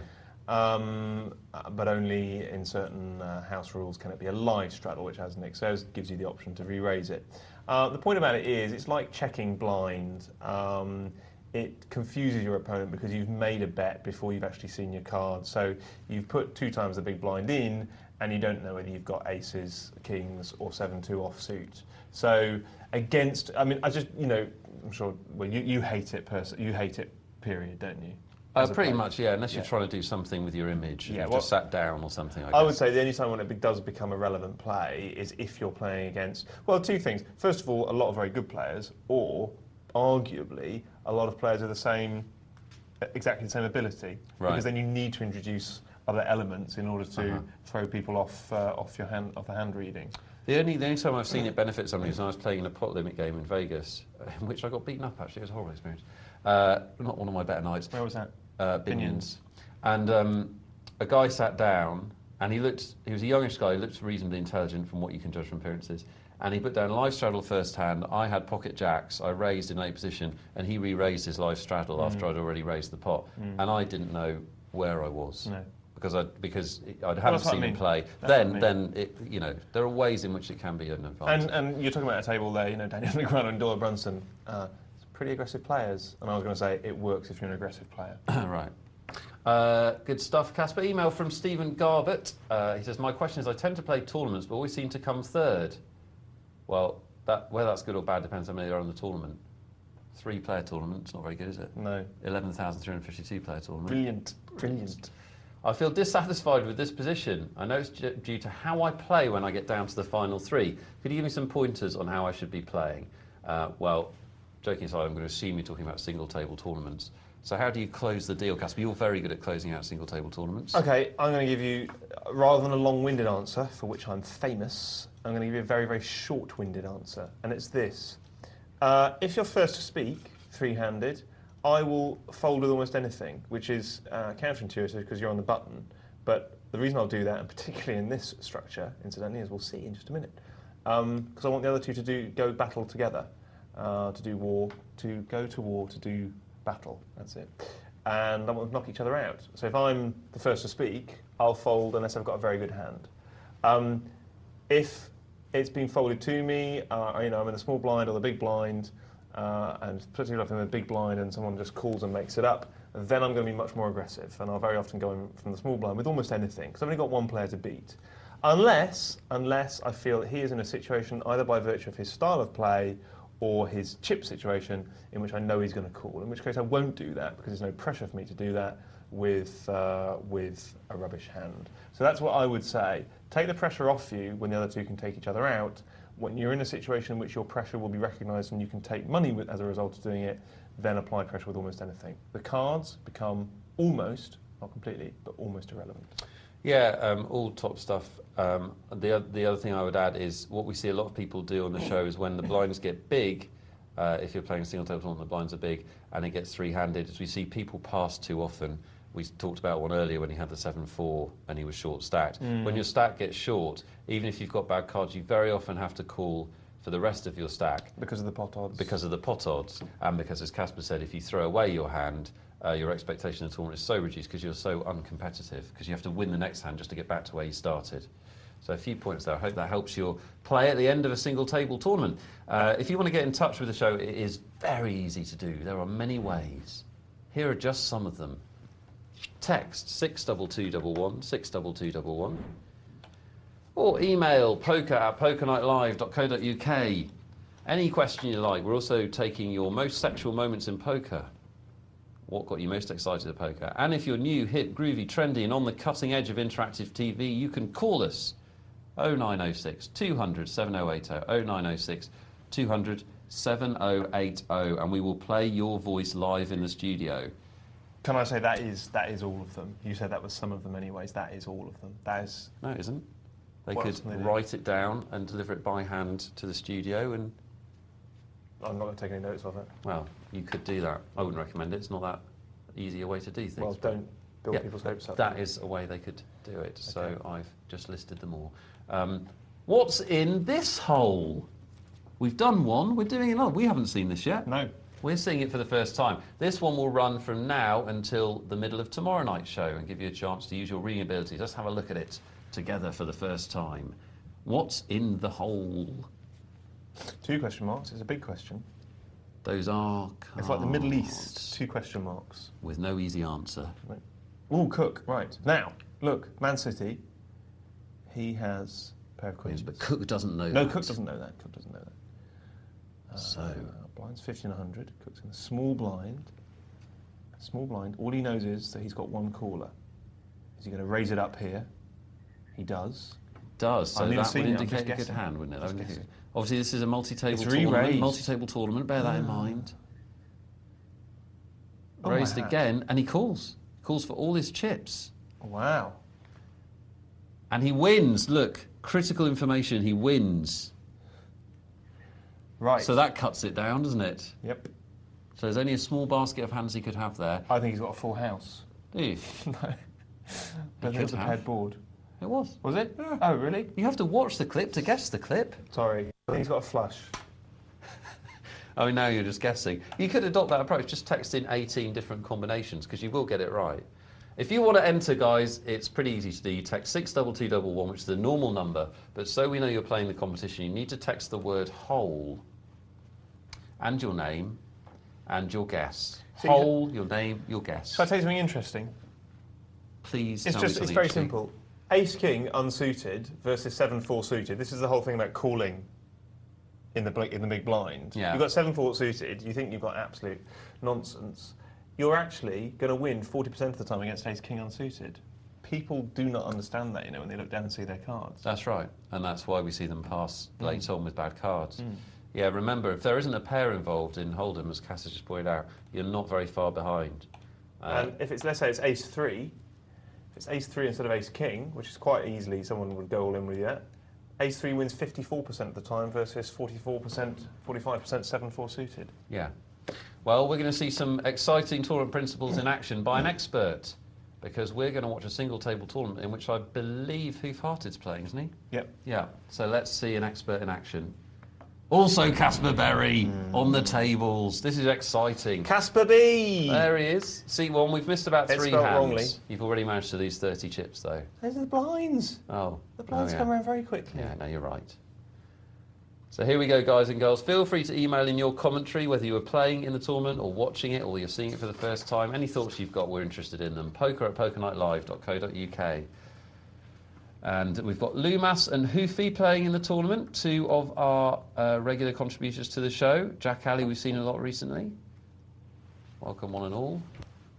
Let's see how you all get on against the legendary Caspar B.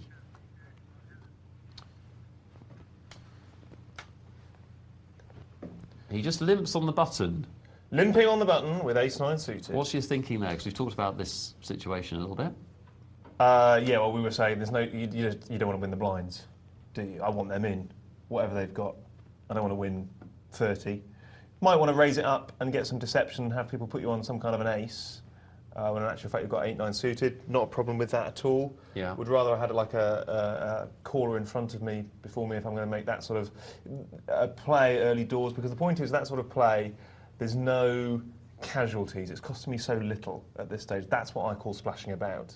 Right, is making plays with a lot of Yes, I use that phrase that you splashing about. That is your phrase, and it's good, isn't it? Yeah, just splashing about. Splashing about. So, chucking in a few chips with the Gav prospect Blades of winning a stack. raises in front of me with my ace-10.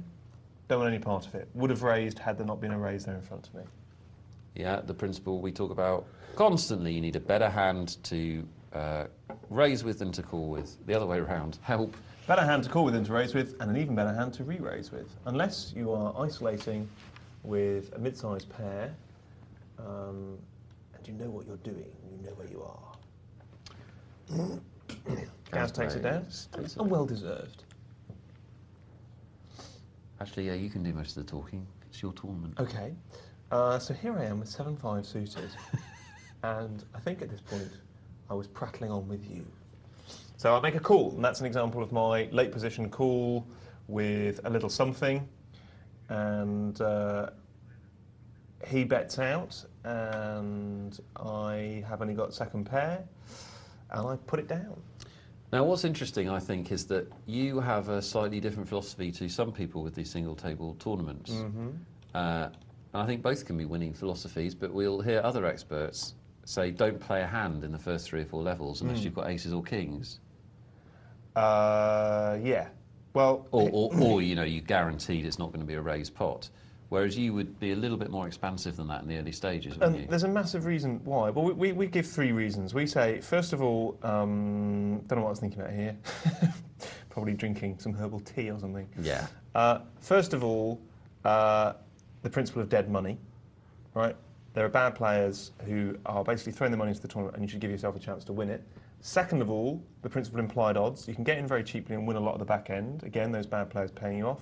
But third of all, much more important than that, is, particularly in these structures, the blinds after 3 levels get so big, I've got almost no decisions left in my stack. So if I want to skillfully, if I want to extract the skill that hopefully I've got over these players, and this is no disrespect to these players, good group of players, I'm saying if I do want to do that, yeah, I've got to play now. Absolutely.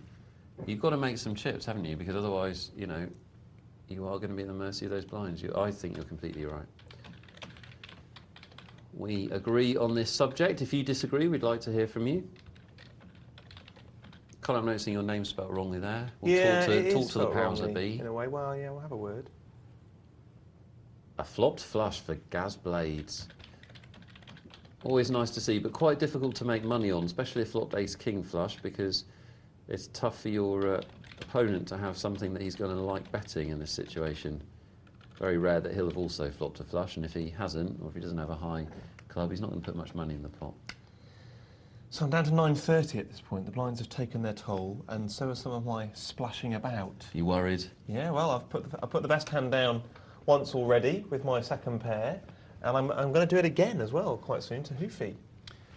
I would say for those, I don't know if you advertise this on air, but for those that don't know, Caspar is, in my opinion, an absolutely excellent one-table tournament player. If it wasn't for lack of stimulation, you could make money in one-table tournaments till your fingers fell off, couldn't you?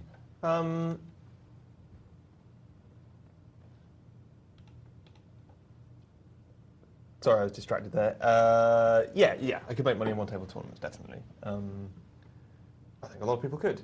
Yeah, but I think do get very lucky in this particular tournament. You do in this tournament, but you do have a very, very good track record in sit and goes. Yeah. To be fair to you. And actually, genuinely, I think there are certain things in here that I want to point out. I just think there are certain things that I do that just work. Yeah. They just work. It's,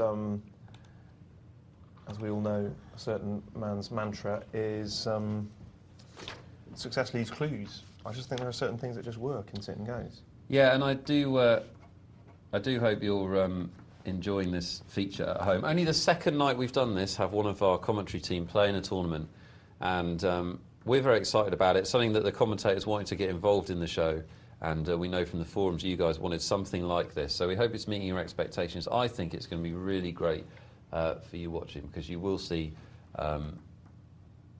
pro players making decisions and explaining why. Hopefully it will add something. Let us know how we're doing. Let us know if you're enjoying it or not enjoying it, or how we could improve it. We always want to hear. Jack Ali raises with ace jack, and he's going to take the blinds here, I'd have thought. Caspar's going to be in the big blind. And at this point, I'm getting quite worried. Are you? My stack is eroding away. Do you know what? That's only because you're on the telly. You wouldn't be worried otherwise. Genuinely, honestly, this is one of the most stressful games of poker I've ever played, ever. It really is. I know, I'm smiling because I know it's true. It's before you play, first of all, genuinely get used to the software, and that's a point for anyone.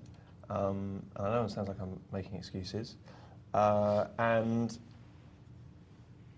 there was just a lot of people talking, and I felt really bad about ignoring them, but at the same time, I really didn't want to be prattling away and hit call incorrectly or something like that. Do you know what I mean? Yeah. And I wasn't entirely sure when I was in the big blind and when I should be hitting check. Which, is not good. Now, I've got 5, 6, 7, 8 now. Oh, this is a key hand. Oh, right, poor old Gazmondo. Look at this. He's got 2 pair. Poor thing. Now, I don't know he's got 2 pair, obviously. So I check. He bets. Are you tempted to bet there? Semi-bluff? No. Okay. No, because, again, that's one of the things I don't want to do in the early levels, because why semi-bluff for a pot of 60? Mm-hmm. Do you know what I mean? What I want is to draw people in. Mm-hmm. So, however, now the pot is 80, and what is a more powerful move there is to check raise. Okay? So I do check raise. Just explain why for those.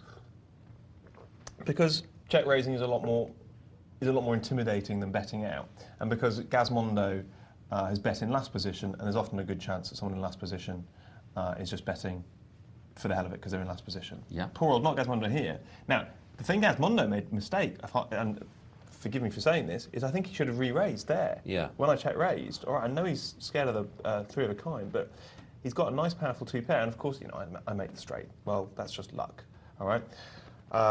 Thinking a lot about checking again, and if he'd obviously raised me and I'd called, which I wouldn't have done, then I would have checked to his raise, but because he just called, I now bet out, okay? And he calls me, and again, he's got to put me on 6, 7 or trips. Now, here's the interesting one, is do you make a callable bet, right?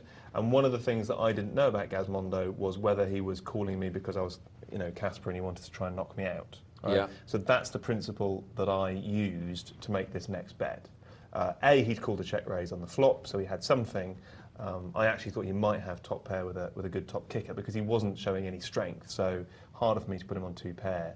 But I went all in because I honestly thought at that point, with the straight locked up, it was the profit maximising bet. A lot of people wouldn't have gone all in there, I don't think.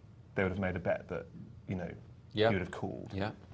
I think that's fascinating stuff. I hope you're all writing this down at home, because it is interesting. And that's, for me, what's absolutely key about those early stages of sit and go, is you've got to make those situations pay. I think. Now, sorry, can I say one thing? Yeah, of course. Poor old Gazmondo, not a bad player, but in my mind at that point, knowing nothing about him, I thought, this could be a bad player, right, who is just calling me down.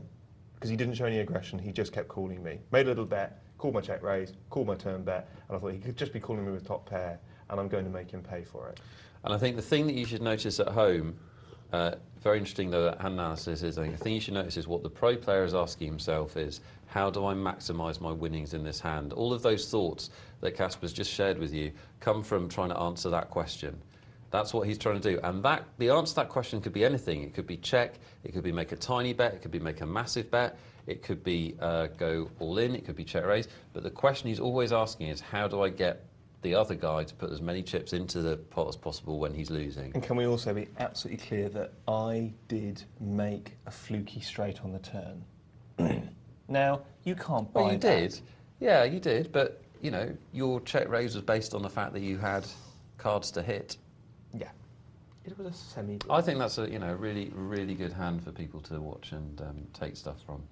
I think there's a danger of bigging some things up that I do and not pointing out the fact that I do get lucky to win a tournament, which you do. If ever you've won a sit and go, you've had luck. All right, folks, this is really, really key. Now, 5-6 here. Cats out of bags everywhere there, I think. The blinds have gone up to 2040.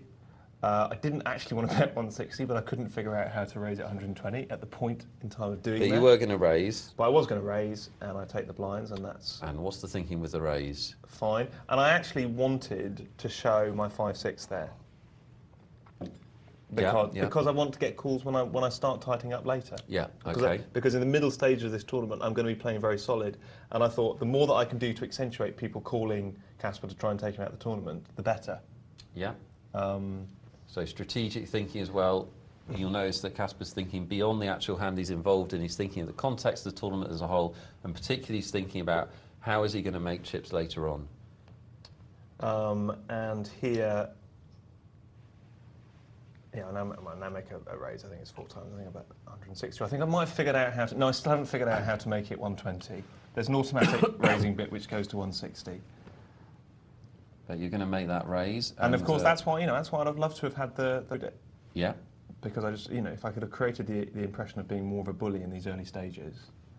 And Caspar thinks about it with the A6, but lays it down because I've made a raise in early stages. I wonder if he would have called me if he'd seen 5-6. Well, if you've shown the 5-6 and then you make a raise that nobody calls and you don't show, if you're talking about establishing table image, you're now in the perfect situation where people just don't know where they are with you. Yeah, well, and now the opposite is the case. Now, I can't remember, right, but I certainly think I was trying to fathom out how to show my cards by the time I had ace-king suited, because in a way it doesn't matter to me, right?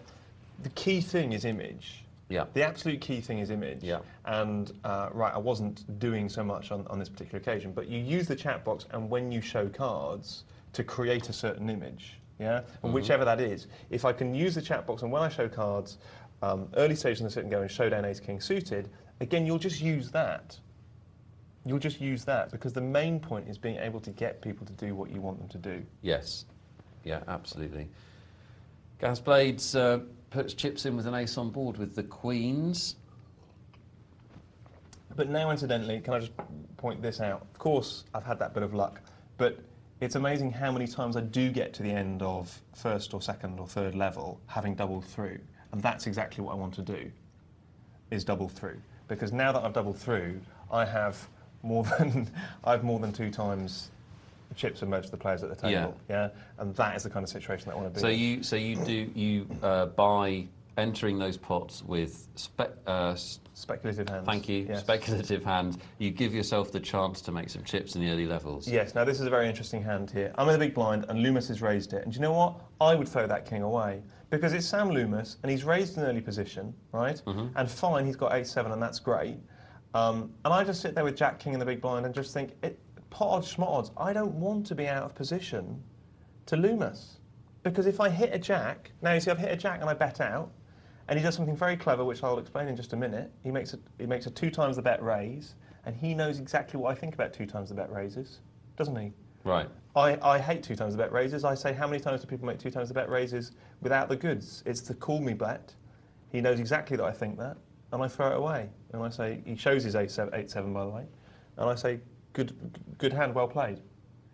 But for me, King Jack from the big blind, you get all the correct odds, but if you're dominated to this guy who's got position on you, or that happens, where are you? Yeah, exactly. You're nowhere. Exactly. I would rather have had 8-7. This is the point that Barry Goldstein makes in his book, that he thinks that the concept of pot odds has gone too far at the moment, in that people are talking about getting odds with calling with blind hands, right. And he makes exactly the point you make, which is the problem is you've got an inferior hand. You've probably got an inferior hand to the razor, and how does it play after the flop? Yeah. You can find yourself in horrible situations. Yeah. Horrible situations. Let's get back to it. Now, I've got ace-2 here on the button, and I don't like it. I think it's cack. And... But you're thinking dead money, aren't you? Maybe. No. You're not, you're just thinking. I hate ace-2. You're just thinking. Bizarrely, it's a key hand for me later on in the tournament. Hate it. And into the rubbish it goes. The muck, we call that. Into the muck. Oh, yeah? The muck? Yeah, it's called the muck. OK, thank you. I'll fine. remember that. Redford has made top pair. The muck? Well, you use it when it's appropriate. Right. But whenever someone folds a hand again, use it then. OK, well, you can keep me... Caspar B, I'm Caspar B in seat number 1. And another thing that we should point out about this tournament is that I'm playing in a $2 tournament, or a $2.50 tournament. Well... I can't believe you've blown the gaff. Well, because we were panicking, weren't we, about signing in? You have to be very quick on the fingers, don't you, folks, to get in at all? Yeah, we needed to... the binds that the guys will play, including me, the guys, all of us guys, will play over the coming nights, will just vary. It'll just be whatever we can get in on at the right time. So this one is $2. But it's probably one of the better $2 lineups you'll ever see, because they wanted to play you. Probably the best these $2... Players, isn't it? Probably the best $2 sit and go in history, I reckon. It was a great little tournament. Redford there, betting out with his kings. Jack Alley folding, the ace-king. All good stuff. So at this point, you've got 1,800 chips. You're the chip leader. I'm fairly sure I raised this as well to steal. Can't remember exactly. Some of it was a blur, I'll be frank.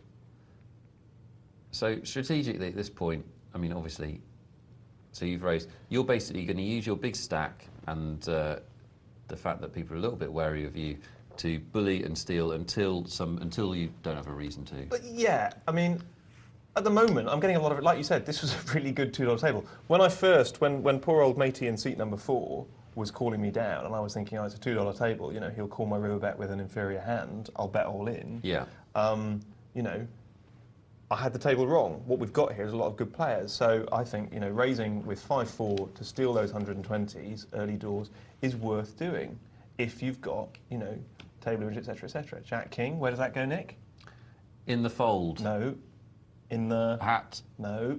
Muck. Yes. Yes, got it. In the muck. And Newmas didn't play his ace-queen there. No.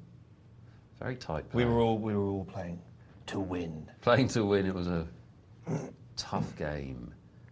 Big blind, small blind special, excuse me, for And of course I would have bust Gaz Blades, as it turned out, and I played my big King Jack, but that's not the way you look at it, is it? Hopefully not, no. After all these years. No. You play the long game, apparently.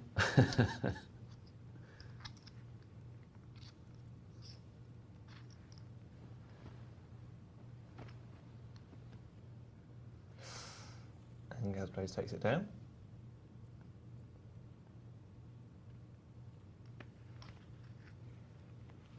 And Redford smooth calls it. I think this may have been where I tried to throw away my big blind. Really? Panicking slightly. We go fold, fold. Yeah. Yeah. He said you can check. That's disappointing. Yeah. That is disappointing. Yeah. But that's genuinely a sign of how all over the place I was for a bit.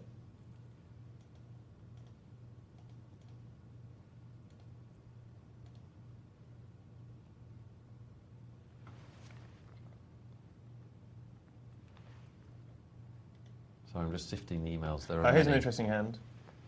Uh-huh.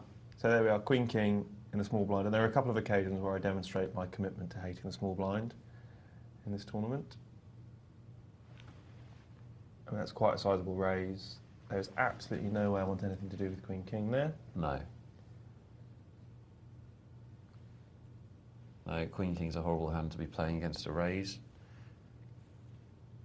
You can count the number of times you're ahead on one finger -1. Now here I have 2-5 suited on the button, and I really don't like it. I'll be honest with you. I've had a lot better situations in my life, and I'm fairly sure that I have to play it against a raise, and I think I muck it. Yeah, I do have to play it against a raise. It's funny how much you remember, isn't it, when you look back? Isn't it? Hoofy has emailed in and says, your comment about extracting value because of skill in the first 3 rounds. He says, on these 8-seater tourneys, I frequently fold the first 24 hands. at least once per night. The first 32, despite the blind structure. Does this mean I'm a bum who gets lucky a lot? Question mark. Controversially, he's gone right for your middle stump there. Yeah, Cas. he has. Well, I think there's a skill, even when the blinds say 80, 160 later, but it isn't quite the same skill you need on less severe structures. What do you think? He's coming back at you. Yeah, crucially, there's a really important point here, which is that I don't mind what strategy you adopt, as long as it's internally consistent. Something I apply to life a lot is that you can play loose aggressive or you can play tight aggressive, but you can't play both. All right, you've got to generate an image as one or the other and use that image in your favour. You can change speeds throughout the course of a tournament. Don't get me wrong, but in poker generally, as a player, you're going to massively capitalise on either the fact that you're TJ and when you put your money in, by God, people know about it, or the fact that you're Gus Hansen and no one knows what to put you on at any time. Ace Queen in early position. I'm fairly sure I raise and it's folded round. I'm fairly sure Gimboyd folds here. But my conclusion to Hoofy is I just think you'd make more money. I honestly, genuinely believe you'd make more money. Good fold by Jack Alley there, and you can tell that it's the strongest $2 table you ever played. Yeah. We're folding Ace Jack on the button to an early position raise, and again, I was getting a lot of respect, which I didn't, could quite easily have worked the other way. But you've got to understand what people are thinking of you and seeing of you, and react accordingly.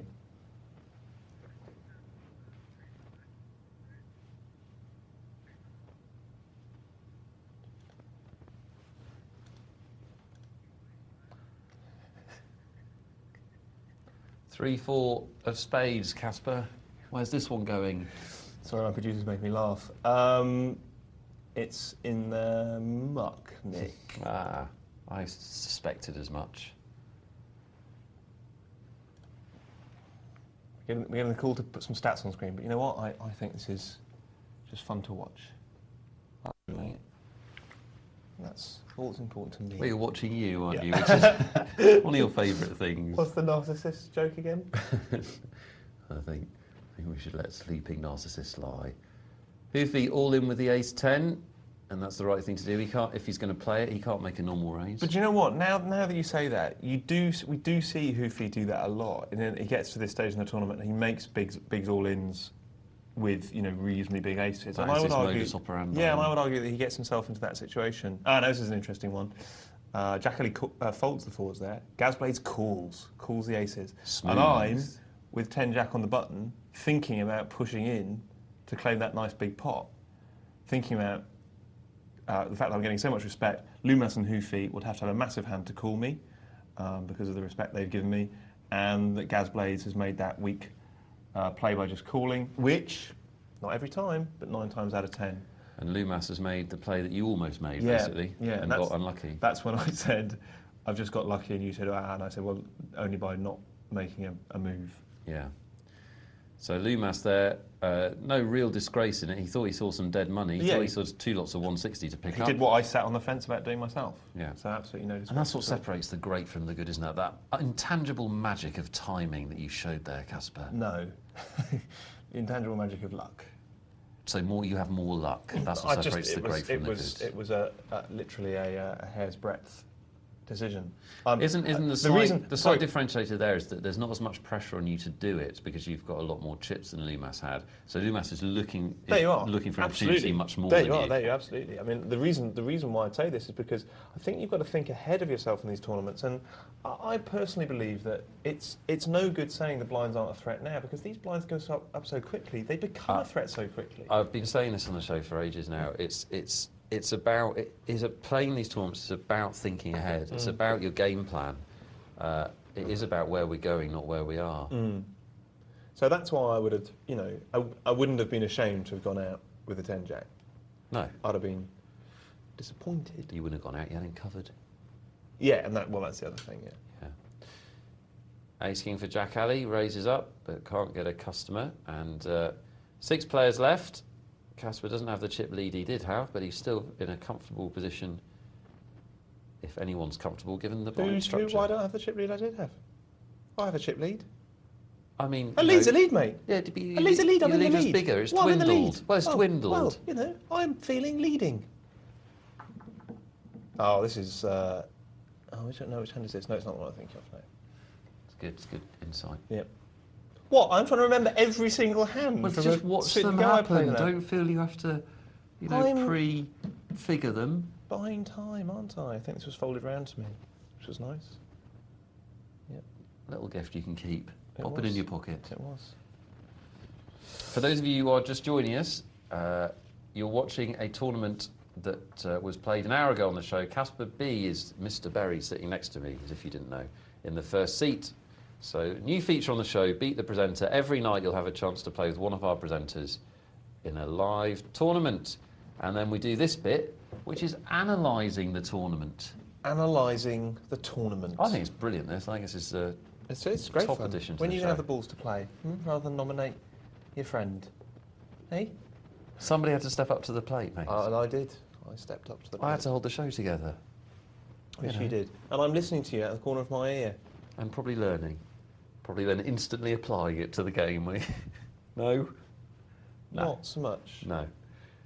Gaz Blades with 9-10 there, a hand which becomes quite critical later on, as we'll see. Well, yes. Yes. 9-10, remember those cards. The hot hand of the night.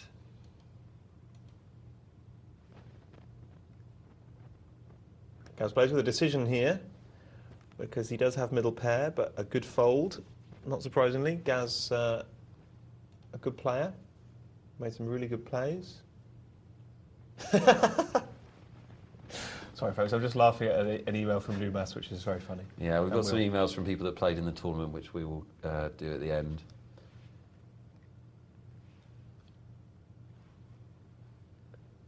.4-2. I suspect this is going in. Well, every single hand now, every single hand, I am thinking, can I steal with this? Now, are you stealing on position, or are you stealing based on, in your head, are you thinking about which players you're going to steal from? That's right, I remember thinking, I'd have flopped 2 pair there. Oh dear. Hoofy's going to leave us, looks like. I think it's best not to apply science to my decision-making process, Nick. Hoofy leaves us, got himself into the situation. I'm going he's through every described. player, and I'm just thinking, how likely is that player to call me? I don't know what cards they've got, obviously. No, but you've got to play the odds, haven't you? Yeah, and that's where, you know, I've had debates with emailers and things, shall we say, because people say, oh, you know, you're not doing maths all the time, you're not working out the exact propensity and likelihood of that guy to fold. Of course you're not. You can't. But you've put players into brackets and categories, and you've asked yourself, what's the likely outcome going to be? And I'm going to say at this point, by the way, you know, I get lucky in this tournament, period, and I don't want to come across as if I'm applying a little bit too much method in my madness. No, I think what we're really interested in is your thinking when you make decisions. We're Yeah. not so interested in the outcome. Yeah. Now, here was interesting. So Gimbold folds to me, and I've got ace-8 suited. And I show that, right? And there's 2 reasons why I say that. Firstly, because I want to, because we're getting 5-handed. And I know it sounds stupid, but if you say to a small blind when you're in the big blind, look, I've got a half-decent hand, I think it honestly, genuinely makes it less likely that he'll try and steal it with ace-6 next time. I know it's stupid, but I'll use every little thing that I can to Yeah. outcycle a player, right? Yeah. And that's really relevant because someone wrote in the chat box, Caspar, stop showing your hand, you look like a novice, right? Yeah. And I'm being completely honest with you here, folks, I won't lie, that really got to me a bit, yeah? I put LOL, but I thought, oh, what, did I look like a novice showing my hand there? And that's relevant for reasons I'll show in just a minute. Okay, now watch here. All right, I've got a 3-4, right? No, it's not that hand, so chill. I'm all right, actually. So, are mate. you okay? Yeah, I'm all right. Okay. All right, don't. Try not to. No, good. Yeah, because I don't want to peek. No. It's exciting. Okay, so remember someone said, don't show your cards, you look like a novice. Right. Now, we're getting 5-handed.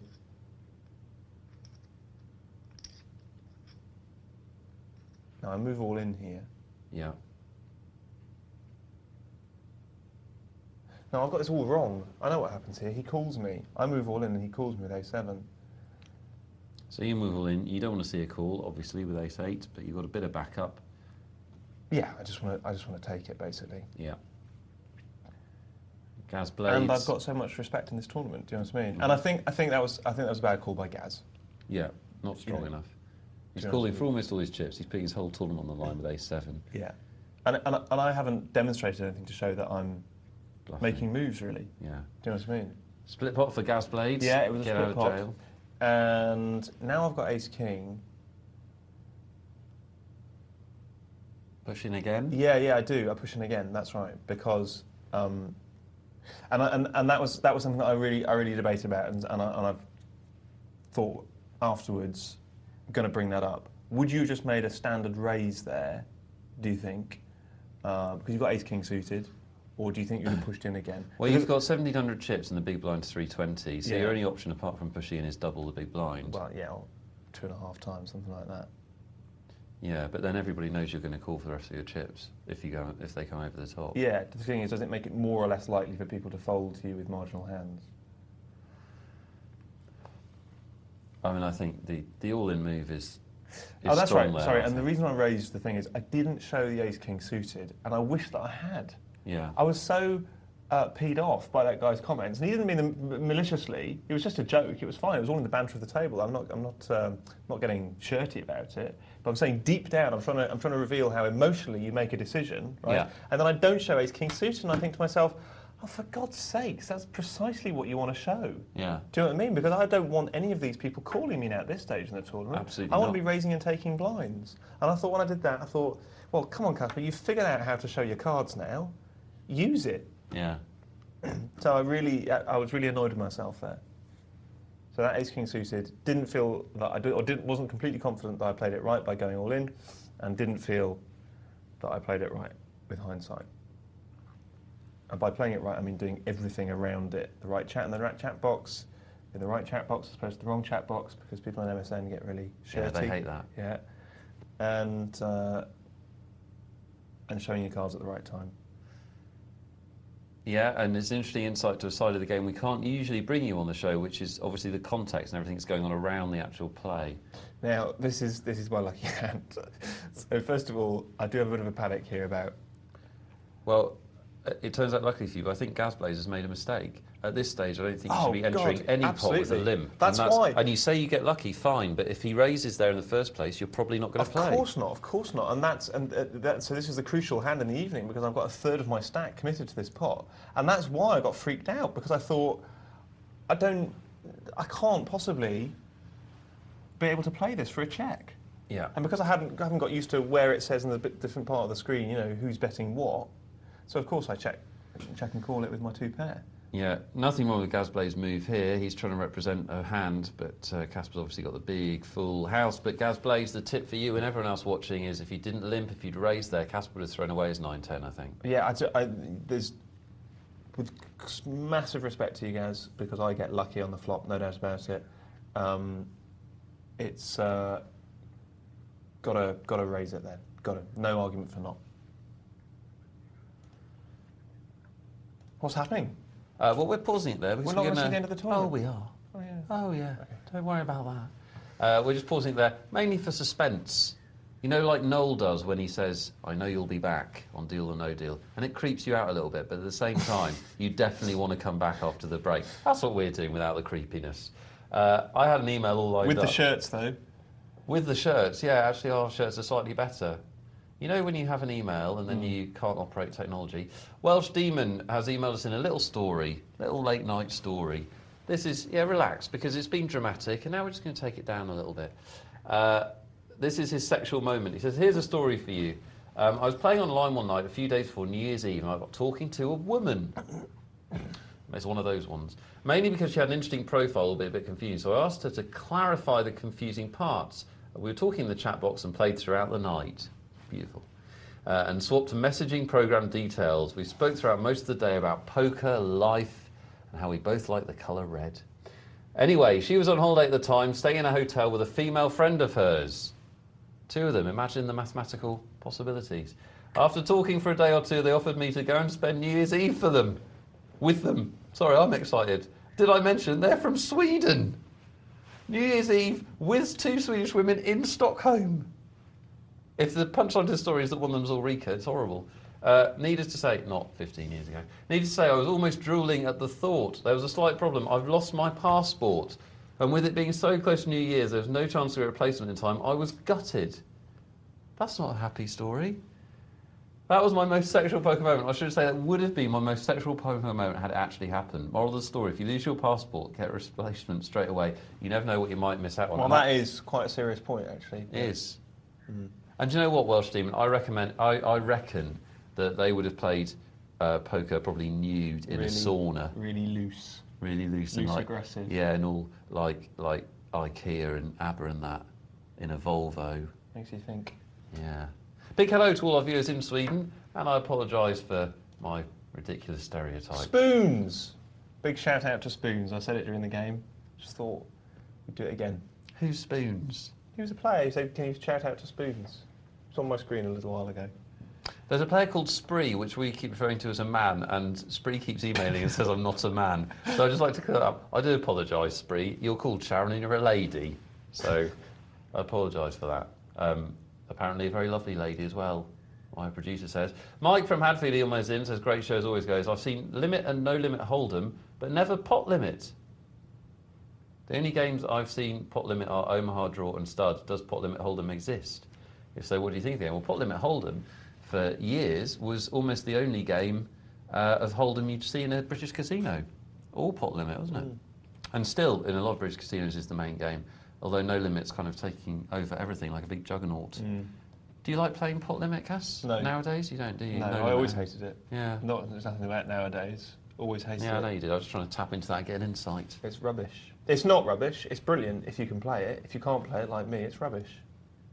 It's one of those things where you think there can't be that much difference between the two in terms of the way you play, but there's a huge difference. It's a completely different game. And we get an email like, once a month saying, can you give me a pot limit tips? And I'm always going, no, you don't want them. They're awful. Can't do it. Luckily for Cass, we don't show pot limit hold'em on the telly. That's good. Charwell has emailed us in with his sexual moment in poker, which was when he won a qualifier to play in the Poker Caribbean Classic a couple of years ago, which is nice. During the tournament, the top 27 were in the money. I was on the margins when I had pocket tens, hit trips, slow played, and won a monster pot. I was guaranteed a decent prize. Ended up coming 18th, won $8,000 plus a freebie luxury holiday. That's brilliant. The only downside was my baby was born 3 weeks earlier, and the other half was none too happy about my trip. Well, that's poker, isn't it, Charwell? And that's marriage. That's my understanding of it, anyway. Have we had your sexual moment in poker yet? No. Have you got it? About to come. I've got to save something for the last part, haven't you? Like the rest of my sit and go. Well, that's what you say for the last part. We've got the rest of your sit and go. We've got the multi-table tournament. Awesome. What's in the hole? Again, if you missed it the first time, chance to play. You can phone in still. It's too much in a way, isn't it? You should see how my tournament ends. Is it a brilliant? No. Is it a brilliant bit of play that the viewers can learn from? Genuinely, there are some interesting situations to come. Cool. So, yeah. We want you to contact the show still, guys. That's not funny. I mean, could a man be more excited about watching himself play cards on the telly? And you didn't want to do it originally. Not that. That's all I'm laughing, and you know it. I'm trying to give a reason that the viewers might understand. Okay. Do you understand? Because we're on air. Yeah, okay. 62211 is how you text the show. You can email poker@pokernightlive.co.uk if you prefer. You can tell us about anything you like actually with poker, ask us anything, and we're asking for your sexual moments, your most exciting moments in poker. And you can also ring us. Oh yeah. 0906 200 7080. You leave a message and then we play it in the studio and you hear your voice on the telly. It's like one step up. You're almost in the studio with us. We hope you'll join us in a bit, guys, because we've got the final of Caspar's single table coming up after this.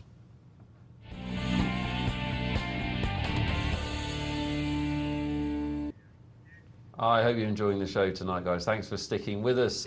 We've got an email from Dr. Sturgeon, who wants a bit of analysis on his overall poker game and where he's at, Cass. I wonder if you can advise me. As suggested, I've been keeping records of my play since Christmas, and I'm up overall in cash games, but down in tournaments. I'm not too worried about tourneys, as I know cash suits my type of game more. I notice from cash game records, when I lose money, I really do it in style, in big hits in 2 or 3 sessions. I don't feel like I'm on tilt. I've played long enough to react philosophically to outdraws, but clearly my judgment is going somewhere. And the questions he wants answered are, is my sample of 2 months play enough, 10 to 15 hours a week? and suggestions you have as to when you know you're not on your A game and you should really be doing the washing, shopping, and all those other things that are much less challenging rather than putting your opponent on trips. I'm hoping Mind Dr. Berry can assist. There we are. So, Dr. Sturgeon, let's see what the other doctor has to say. Okay, first thing, sample's not big enough. So, in a way, don't worry. Second thing, whilst I understand that you're saying you're not on tilt, I think it's very, very difficult for a person to concede he's on tilt. Wouldn't you say, Nick? Yeah. How many people in poker concede they're on tilt? I'm saying this with masses of respect to you, because I'm not going, you're in denial, mate. You're all over the place. Yeah, it would only be the top couple of % of poker players that understand. There's perfection, right? There's your A game. That's where you are on a good day, all right? And that's tilt, and that's what people concede is tilt. Yeah, I think that's right. Yeah? Because people see tilt as I can't believe it, and it's not that, is it? Yeah. It's much... Tilt is whenever you are doing something that you know isn't perfect play. And because we know that in poker, most of the time we know the optimum play, therefore we know that a lot of the time we're not doing it. So I would say that when you lose in that, I'm quoting Malcolm the Rock Harwood here. He's absolutely right. He says you can burn through 6 or 7 weeks' profits in an evening of tilt. And he's absolutely right. And he says, and I felt this after 6 months of play, and I said this to you, Nick, you'll back me up on this. I think the difference between winning and losing players has very little to do with their knowledge of poker. It has to do with their ability to play without that creeping into their game. Because I certainly succumbed to it on more than one occasion, knowing that my flipping rent money was going to come from this. So that's the next thing to say.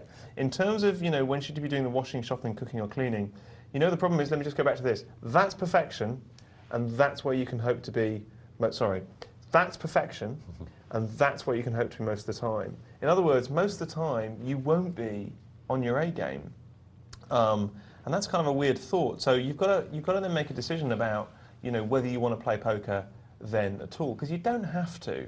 And I think actually one's job should be to increase the number of times and the amount of time that we are in that state of mind and not in this state of mind. And I can be Mind Dr. Berry and give, 55 different techniques, but the bottom line, basic one, is how focused are you? How much do you want to be the best at poker? Because it's like, Winter Olympics is on at the moment. Ask any athlete and they'll talk to you about the sacrifices that they make. That's what it takes to be the best. Now, am I prepared to make those sacrifices for poker? No, I actually, I said two things. First of all, I was very proud about having made a living in a very tough game in Vegas. And B, I genuinely knew that I wasn't prepared to make the sacrifices to become one of the best players in the world. Because I think it is. It's sacrifice. It's time spent learning, appreciating, training yourself. More than I was earning a living in the 2040 game. So that's the answer, and I know that it's not sexy that there are no quick answers, but that's what it is, isn't it? Yeah, it is. Are you absolutely committed to being the best? Yeah. And if not, make a decision. You know you're not on the A game, make a decision. Do you want to play maybe the possible slight negative expectation, or do you want to just go and do the washing and shopping? Yeah, the only way that you'll get your emotional state under control is practice, experience and commitment to getting to that point. But it doesn't come naturally because you're controlling an emotional reaction. So yeah, but it comes back to what you want. Yeah, it does. What you want, and you can't manufacture desire, or you can't manufacture hats, as Brian Kidd once said for a Blackburn game. I can't manufacture hats, he said. And he was right. We've got a very exciting tournament to get back to. We've still got an hour for your emails and your texts, 62201, poker@pokernightlive.co.uk. But we're in the final stages of Play the Presenter, Beat the Presenter. Beat the Presenter. With Caspar Berry. Let's see if anyone could. Yeah, let's see if they do. Presenter, let's see if they or do. if the immortal Berry rode victorious through the valley of poker death. So there I was in the small blind, throwing away my 7-5. Not the hardest decision you had in the tournament. No. And another split pot for Gaze Blades. He's played his get out of jail free card twice. Thought you only got one in a Monopoly set. Perhaps there are two. Look at me sitting there, chip leader.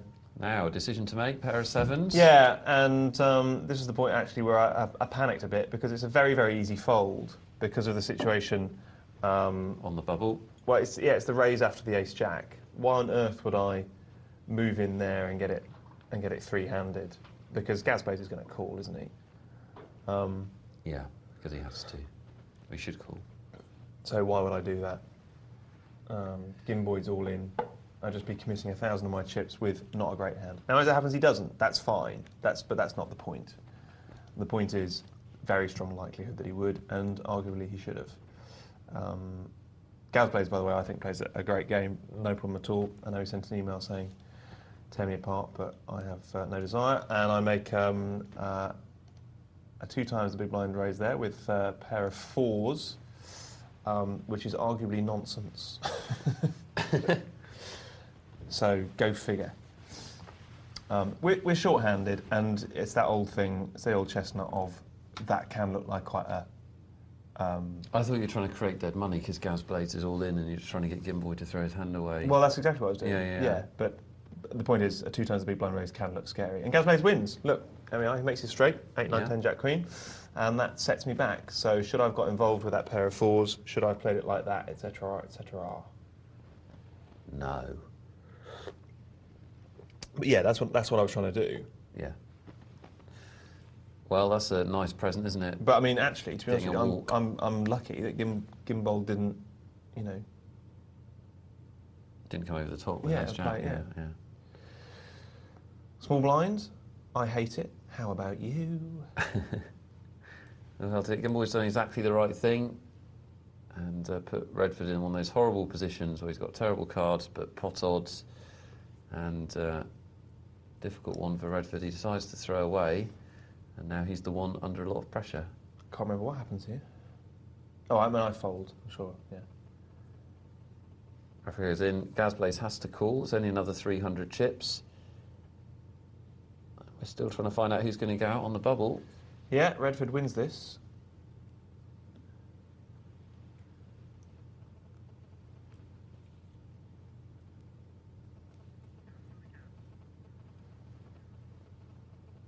Queen 8 for Caspar. Yeah, Do you I move fold. in? No, I fold this. You fold. Yeah.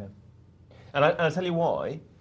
This is the big point that I was going to make. Is these blinds are so high, it became clear to me, I was just exemplifying between by that hand between Redford and Gasblaze, that these people will self-destruct. And I don't mean any offence to these particular players, but they will do battle with each other. Yeah. So, unless for whatever reason you think you're in a situation where people will definitely fold to you, or you've got a good hand, at this point in the tournament, I just decided that you just don't need to. Well, also, you're giving, by moving in there, you give the big blind odds to call and you put your chips in danger. And yeah. This is actually where I don't mind the big blind, actually, as a time to move. I don't think I do it here. You're in the money, Cas. Yeah. Well done. Thank you. I might beat Michelle if I'm lucky. It's all gravy now. By that I mean in life. Michelle could argue she was in a $20. Yeah, no, well, and she really will.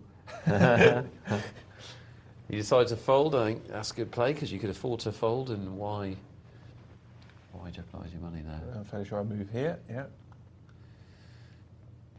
Yeah, likely to be the best hand. The blinds are so big, you want to take advantage of that first in vigorish. And Redford's thinking seriously. Difficult decision. King 9 suited is not the worst hand, and if he passes, he's only got just over a big blind left.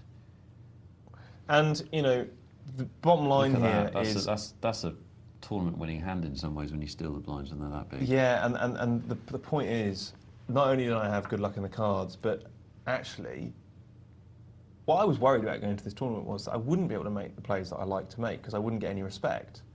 And I did get respect, actually, as it happened. I had to make a little call there, which I think was the correct thing to do, even though I had a very poor expectation. It's only a couple hundred chips, no choice really. Not poor overall expectation, but poor chance of winning that particular hand. And Redford there, sitting with bullets, and I think I fold to the poor chap.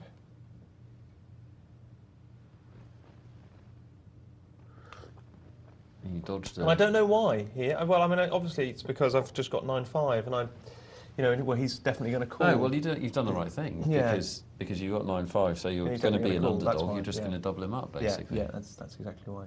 But still, it's a big pot to give to him, and now I'm losing in chips.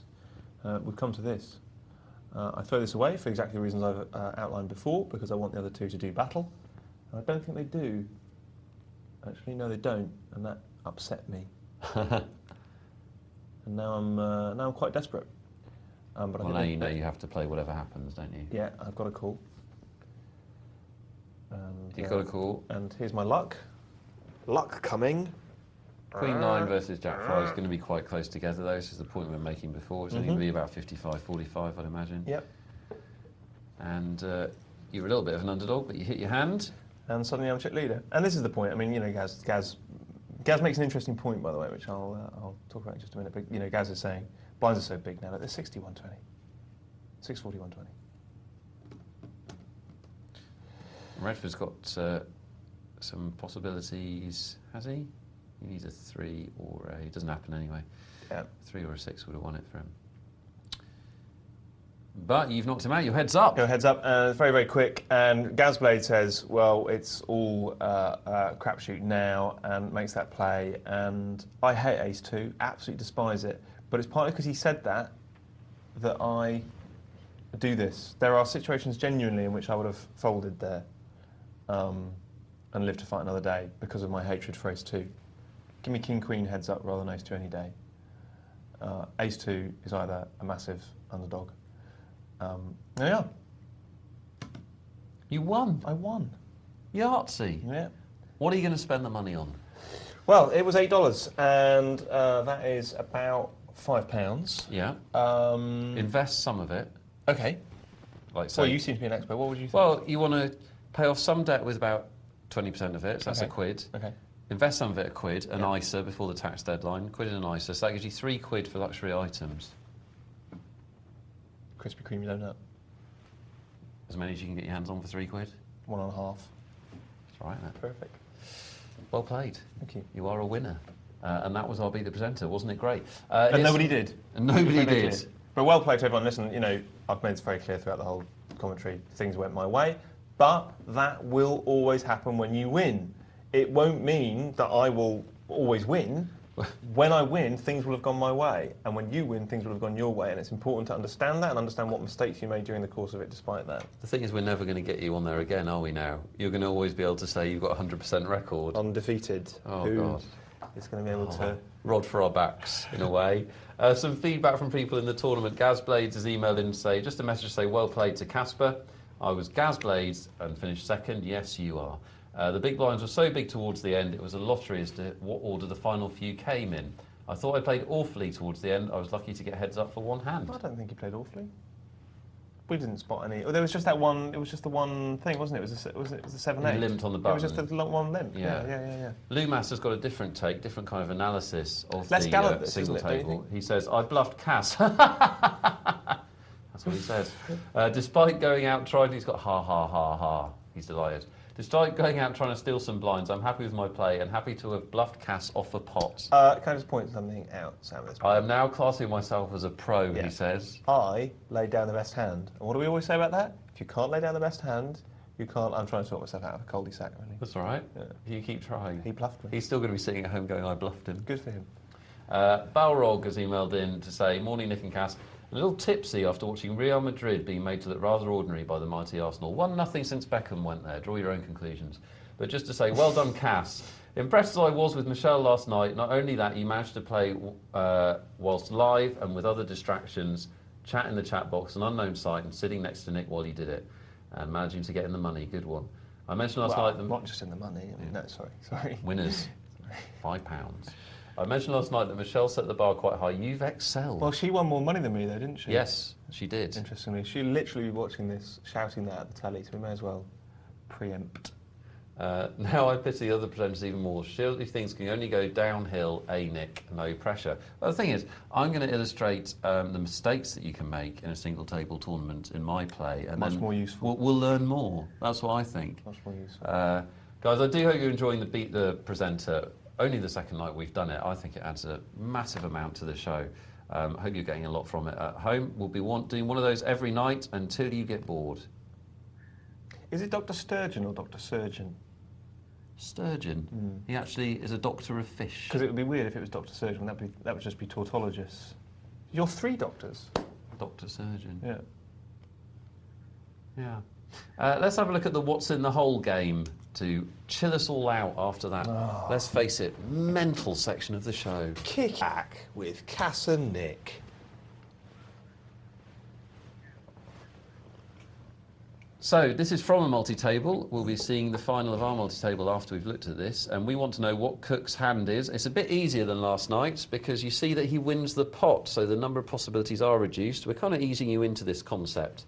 We want to know what hand is he holding. You don't have to guess the actual cards. You can if you want to.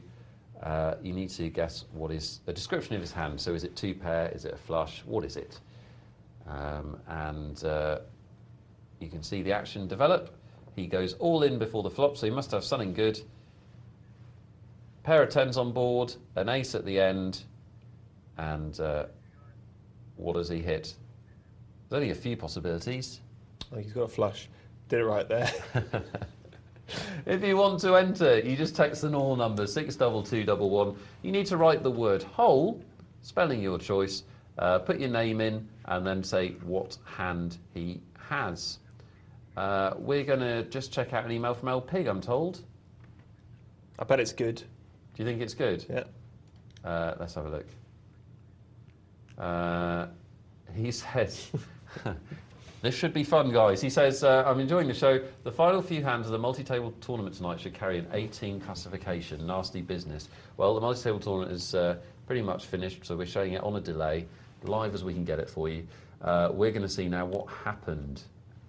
All go here. They're playing with $630 for first prize, and we're going to join it with 4 of them left. El Pig there, who emailed us in 79,000. The blinds are 2 and 4,000.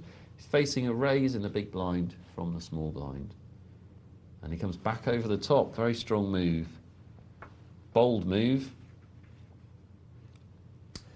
Hoovy says interesting. He says, when you showed that ace-8, personally, I thought it was irrelevant. I don't think you would have called an all-in with ace-8 at that time. It wouldn't have put me off raising a big blind next time with 2-3 off, assuming blind stacks were the same. Absolutely fine, Hoof. But my point was not generic, that it would absolutely, definitely do this. My point was very specific. It was any little edge that you can get. If it doesn't do anything, that's absolutely fine. But then it's a no-lose proposition. And if it makes the guy to my right less inclined because of some mental little pattern in his brain that he's been raising a lot from the small blind recently into people with big aces, then it's done its business. Well, I think this is, it's a very, very important point you make, because I don't think people appreciate how slim the margins are in poker between winning poker and losing poker. And if you can do something that makes a 1% difference, just a 1% difference, that makes a significant difference to your profits over a year. So Caspar's absolutely right. Any edge you can get in this game, you take. Again, Hoof, it's just like we were talking about styles. It's whatever works for you, and if you don't feel comfortable doing that, then that's absolutely don't do it. I'm just saying I'm trying to get into a situation where I can get other people to do what I want. That's ultimately what you want in poker. I'm not saying I achieve it, by the way. I think Casden will fold. 4 players left in this multi-table tournament. Packed show tonight, guys. So we've got the last 4 players, the real business end of the tournament. And plenty of play left if they want there to be. 2,000 and 4,000 blinds, lots of chips on the table.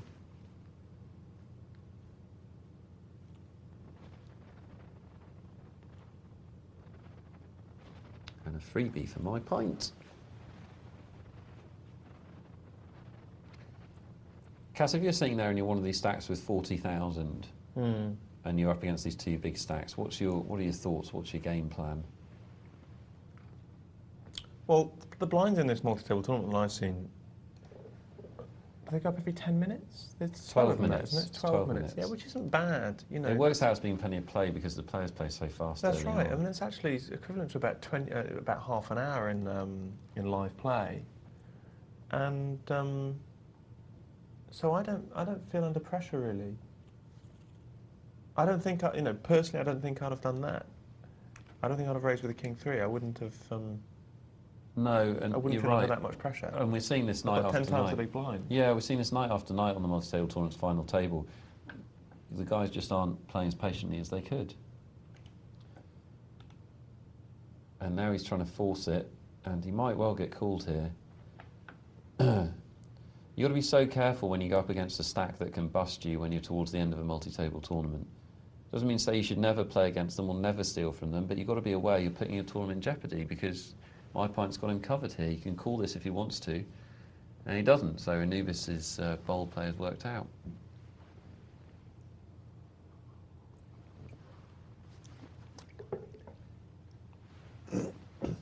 Got a great email here from Gimboyd. Nick, interrupt me if anything happens in the multi-table tournament that we need to go hot foot to. Will do, Cas.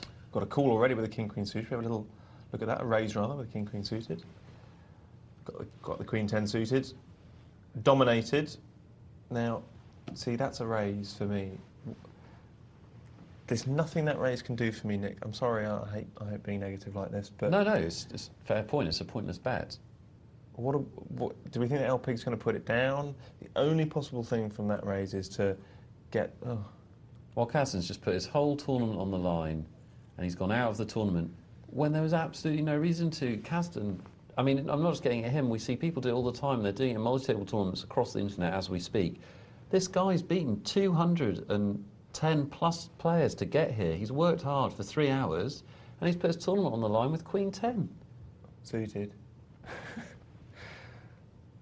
Captain, you know what? We're not saying it because we want to humiliate you or get at you or anything like that. We're saying it because we feel for you, and we're saying, please don't do that again in future. If you've got Queen 10 in that situation and you want to make a bet, push it all in if you want to, pre-flop. But don't make this little bet that the guy's going to call, and then he re-raises and you call it with Queen 10. There has to be a thinking. What do you want? What do you want to happen in each particular situation? That's right. And it could be his first tournament. Could have been playing for 10 years. I don't mean any offence to the guys. No, it's just that we see people making the same mistakes at the final table, and they're broadly the mistakes that they're making is that they're getting involved in situations they don't need to be involved in and playing too fast when patience would actually get them more money. The key thing you've got to, absolute fundamental thing you've got to ask yourself is, what do these people think of me? Are they going to call me? That's it. Mm-hmm. The variables that you put into what they think of you, whether it's the cards that you've played, the cards that you've shown down. I know it sounds silly, but you showing a hand, if you show ace-king or a pair of aces, less for a pair of aces actually for reasons I won't go into, but if you show ace-king suited from the big blind twice when it's passed to you, I honestly, genuinely believe you're going to have your big blind stolen less because people are irrational. But asking yourself, what do these people think of me? Are they going to call me? What can I do in this situation? I think is just key. Gimboyd says, hi guys, great show as ever. I wanted to say how much I enjoyed playing the tourney. That was our multi-table tourney before. Nerve-wracking though, my heart hasn't pounded that much since my first live final table. Me the same. Me the same. I'm new to this particular site. I'm amazed at the blind structure of the single table tourneys. I wonder what Caspar thought of how the blinds increased. Well, I said a couple of things about them. Number one is they go up very quickly, so you have to plan ahead, and that does mean being more aggressive. Number two, they go up very quickly, which means other people will combust and self-destruct and will be forced to do things, so don't feel forced yourself if you know that other people will feel forced and will take themselves out. And number three, whilst it does mean that there is a higher luck factor in each individual tourney, the point is each individual tourney is fast, and therefore, as Dr. Tom would point out, you enter the medium term or the long term much quicker. Does that make sense, Nick? Because you can play far more tourneys in a given period of time. So your variance, uppy-downiness in each individual tourney, there's a higher luck factor in each tourney, but it's completely made up for by the fact that you're playing more tourneys per hour. Yeah. So that's what I think, Gimboyd. I would be more than happy to sit on that site and play multi-tables time and time again, as indeed a lot of people do.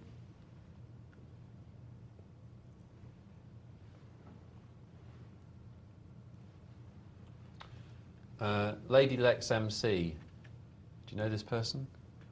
I do, but I'm going to Anubis is hold all in. off there, because Anubis is all in with a pair of sevens, and my point has no cause now to call with his pair of twos. This is a fold situation. Oh dear. But we've had our two. There's the X rating for you folks. That's horrible.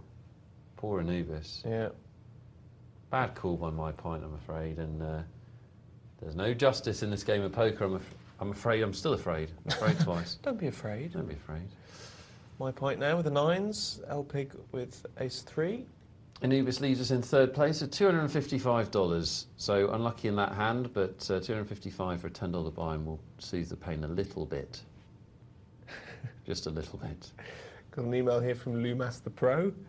He says, you said it's all right I bluffed you, but you said it's good you laid down the best hand. No, it's not, because if you never lay down the best hand, you won't lose. Can I add another ha ha ha ha ha? No, I was joking. Big hand in the first hand of the heads up, or second hand of the head? First hand of the heads up and they're going at it. My point coming over the top of the 9s, and I think L-Pig is going to have to muck. Tough fold to make, but he must know he's behind now. Well, that's a good pass. Yes, I was joking, Sam. You did outplay me on that hand, and I wouldn't deny it. However, do disagree with the point you're making. Probably you're joking too, which is if you never lay down the best hand, you won't lose. It's impossible. So you will lay down the best hand in poker, and it's good to be able to do so. 2 pair for L-Pig, and he may get some money out of my pint because he's just hit his jack. Makes a bet for about half the pot.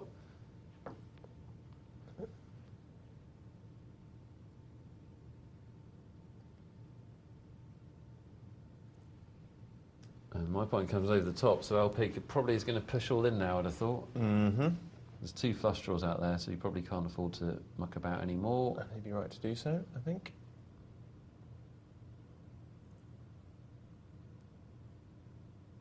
Just leave that 20-odd thousand back, just put in the... tease it along.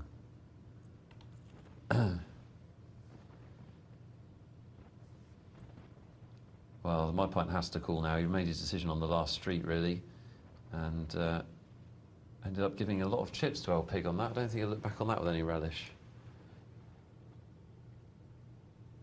Obviously put L-Pig on a draw or something and stuck with that read and ended up giving him a lot of chips. Should you put relish on a pig? Yes. Really? Apple sauce. Is that relish? I put it on with relish. I wasn't actually describing like a big dollop. All right. I think we talk at cross purposes, to be honest. We're going to see a flop. Oh no, we're not. My point's got the decision. I apologise. He could raise. He does.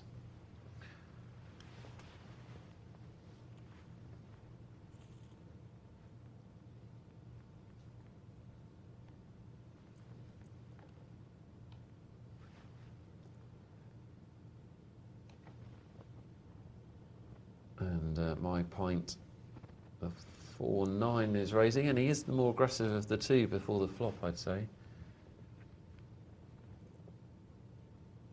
That shut me up. I'll pick over the top again. Interesting heads up this. I mean, I kind of... It's a good heads up. Yeah. I'm saying I kind of disagree with L-Pig a bit. We've seen a couple of bad calls on this final table, but this is a interesting heads up because they both got quite a bit compared to the blinds, and there's a lot of chicken play, isn't there? A lot of taking it to the edge without either player necessarily knowing what the other one had.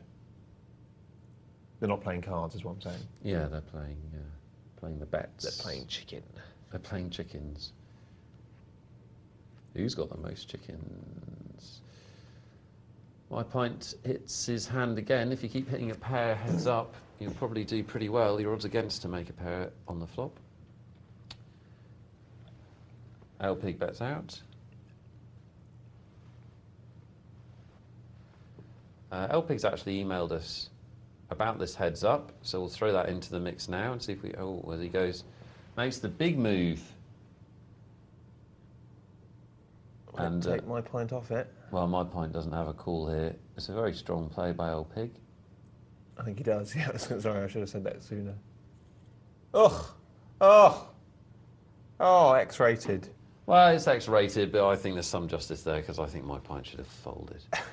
Even though I suppose it was a good call, wasn't it?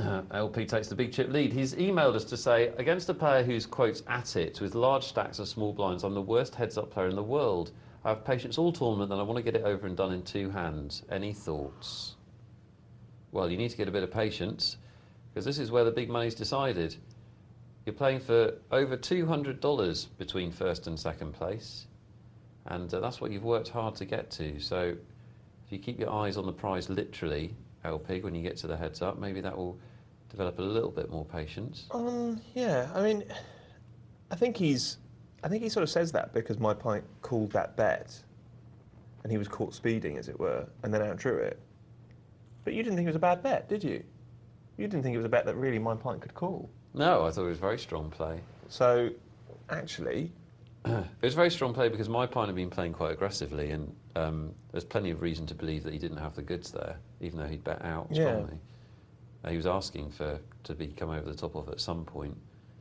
But my pint found a call with middle pair for a big bet. So what can you do? No, I certainly don't think LP's play was the worst play in the world by any means. I mean, it's interesting because I've been in exactly LP's situation. I mean, I've played a series of tournaments at one point in my life, particularly online. In fact, it's the reason why I stopped playing for a bit. And I just looked back and I just thought, God, you know, I'm just like a little brandy bull terrier. Excuse me? I'm just, you know, just making moves all the time when I shouldn't. And yet, actually, there is a difference, but there's very little difference between some of the moves I made during that period and some of the moves I made, for example, you know, when I won $10,000 2 weeks ago. It's just timing. My timing was off, and it made me look, you know, it looked like the difference between being a dinkus and a genius. You get a lot of dinkus these days. You should, I think. I don't think LP should sweat it too much there. Sometimes those things will work and sometimes they won't. My pint hits 2 pair. How to extract the value. This is what he should be thinking. I think, yeah, I haven't seen too much bad play from you, LP. In fact, when I've seen you on the show, you look like you've got a good game, and I don't see too much wrong with your heads up. I think it's just an attitude thing. I think you need to completely change your attitude to heads up. Heads up is actually where you really bear down. Your mission in the final table is to get to the heads up, even if it's with the short stack. So, well, yeah, I think he's a good heads-up player. He's just misconstruing it. He's misconstruing aggression, maybe aggression on occasions that's been called for bad play, and I don't think necessarily it is. Yeah. You'd always rather get called than be the caller. Heads up. Had a lot of emails tonight, haven't we? Yes, a lot of emails. Sorry if we don't get to yours. There's several that we won't have time to do, I'm afraid. LP's all in with the ace-8.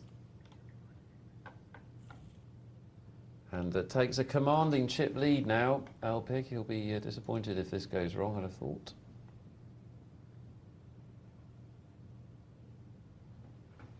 So this Lady Lex email.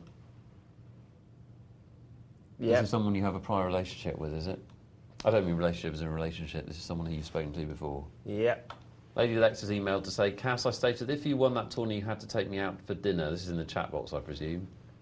So I think we need to arrange a date. No, this was weeks ago. This is weeks ago. Yeah. This is someone you met in a pub. She said that we'd skip dessert and go back to hers, and I said, Dirty. Steady. No, my point was, don't mind going back to yours, but I'm not going to skip dessert. It's the best bit. Yeah. My point. Go back to yours, and me, you, and Nick can play poker. I'm not going to be there. Great game to watch. Well done, Nick. When are you going to play one? Well, if that's the prize, I'm not interested. I don't live with them anymore, Lex. So. What I'm saying is, I'm not having seconds. At dinner, because I'm watching my figure. I'm on the TV now. My pint is losing to El Pig at the moment. Can he turn it round? Do you know this is repeated in the afternoons now? What? Do you know this is repeated in the afternoons now, which means children can watch and improve their poker? Well, that's not good, is it? Are you trying to get us taken off the air? I make the hole and you double the size of it. Brilliant. What's in the hole? What's in the hole? Oh, Korea. A P45. Oh, we'll look back on this and laugh. From the sidelines, obviously. I hope you're enjoying the show tonight and this afternoon, boys and girls. Can I just say, Mr. Gizzer has emailed in and he said he was the man who said, "Don't show your cards. It makes you look like a beginner." He says, "I was being sarcastic. It was just a joke." He says, "Sorry, it affected your game. I was not meaning to do that. We all know you're a pro." Now, the thing is, sorry, yes. Nice stand taken by my pint. Can't be pushed around with a small staff for too long, and he survives. Continue. Excellent. So much misunderstanding between me and Sam and me and Mr. Gizzer. Sam, I thought you were right to bluff me off the hand. It's brilliant. Mr. Gizzer, I did know that he was being sarcastic. This is the funny thing. This is what I was trying to give an insight into. Is rationally, I completely knew that we were all joshing around and that there was no malice intended. And Mr. Gizzer, I tried to communicate that at the time, but I do talk very quickly and a lot of my words get lost. I was saying it was a very, very subconscious thing. Yeah. Do you know what I mean? It was a very subconscious thing. It really wasn't. It wasn't me sitting there going, "Oh, he said I look like an amateur." Just planted that thought. Yeah, that's what it is. Well, my point's going to go all in here, and El Pig, well, he's put himself in a situation where he has to call, in fact, it's only 27,000 to call, 155 in the pot, and he's got an ace that he can hit. So he kind of has to call. Well, he didn't want to be in that situation, I understand that, but I think once he's got into that situation, he has to call there. You know, he's getting 5-6 to 1 on his money. There's a very good chance his ace is good if it hits. The chance his ace is good if it doesn't. Yeah. Just a chance. You know, Yeah. we've both gone all in with less than that. Yeah. And now the chip stacks are back to level. Respect to my point, he's come back from nowhere by being aggressive with the short stack, didn't hang around at all, did the right thing when you're the short stack. Mr. Gizzy goes on to say, usually when someone shows their cards, it gives the other players invaluable information, and usually beginners do it and don't realise this. You've taken this to the next level by showing to deceive the other players at the table. Well done, Caspar, for winning. You played a stormer. Thanks, mate. El Pig goes all in. My point calls him, and El Pig hits the king on the turn. That is X-rated. Oh, Pig.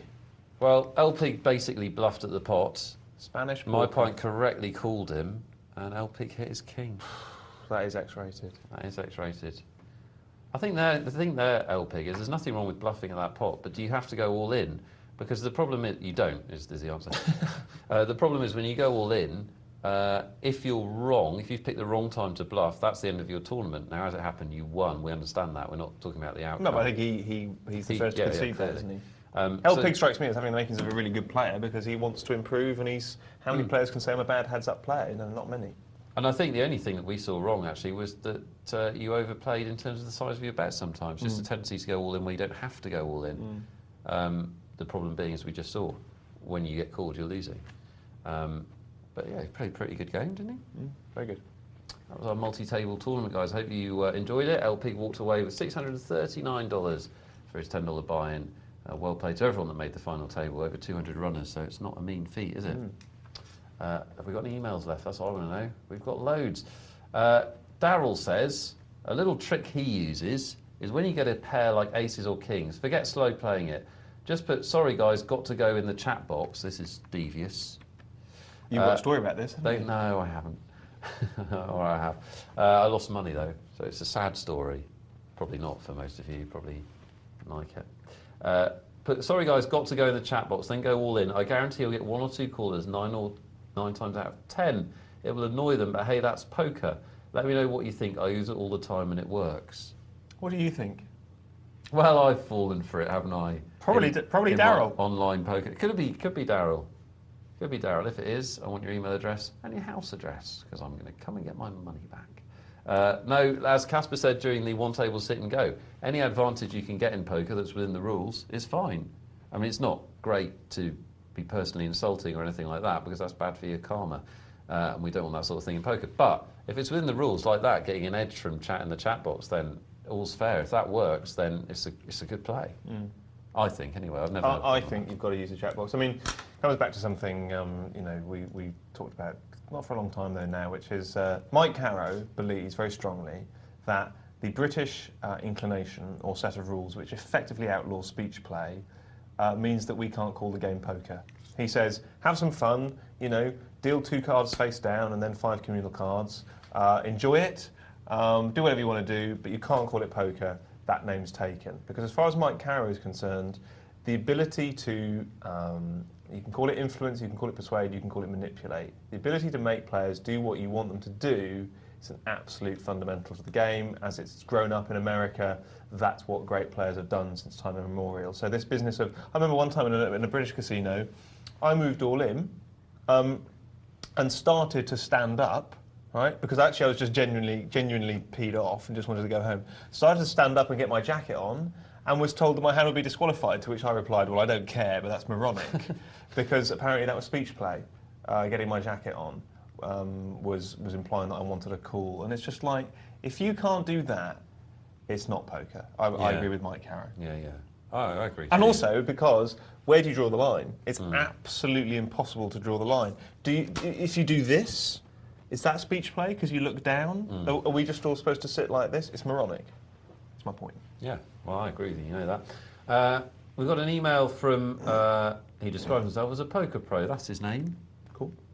He says, I've just reviewed my game in Poker Tracker and I seem to lose money with the pairs 2-2 to 5-5 on six-handed tables.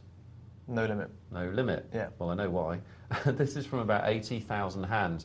I usually play the pairs for set value, calling raises after the 5-10 rule, and folding on the flop without a hit. I raise them trying to get heads up from late position.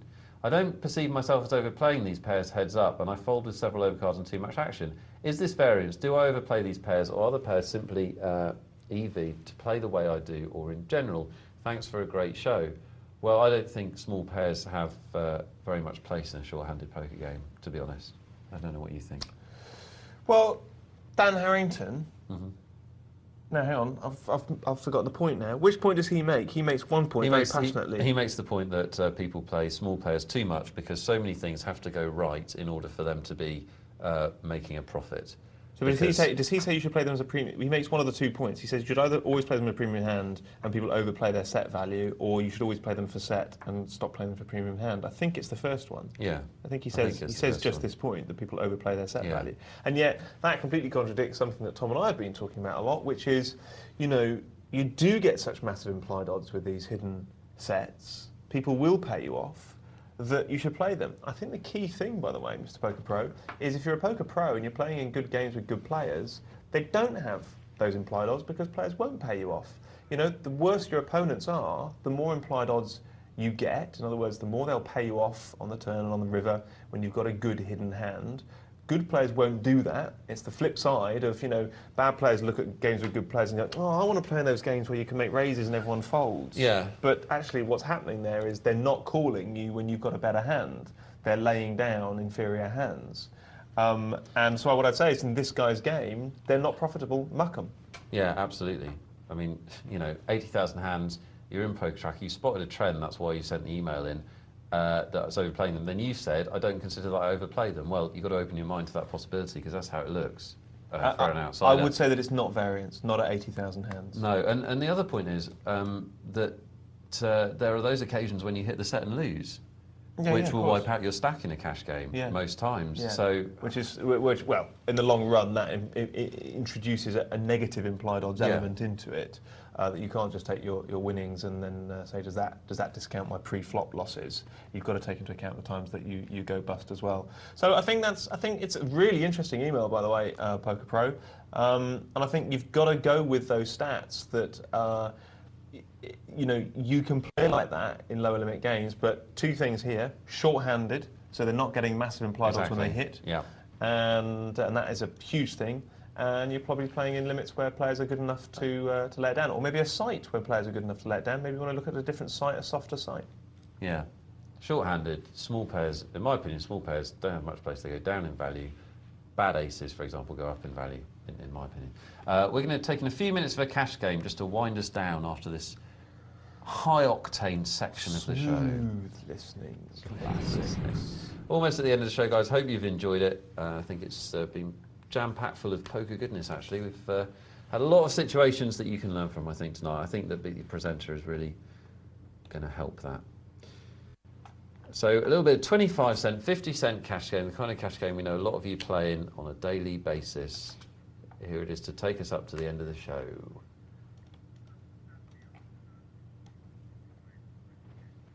This game's been going on all night in the background, and so we've got some pretty hefty stats to look at. Calm down. Sorry, mate? Calm down. You're overexcited now. You're doing very well.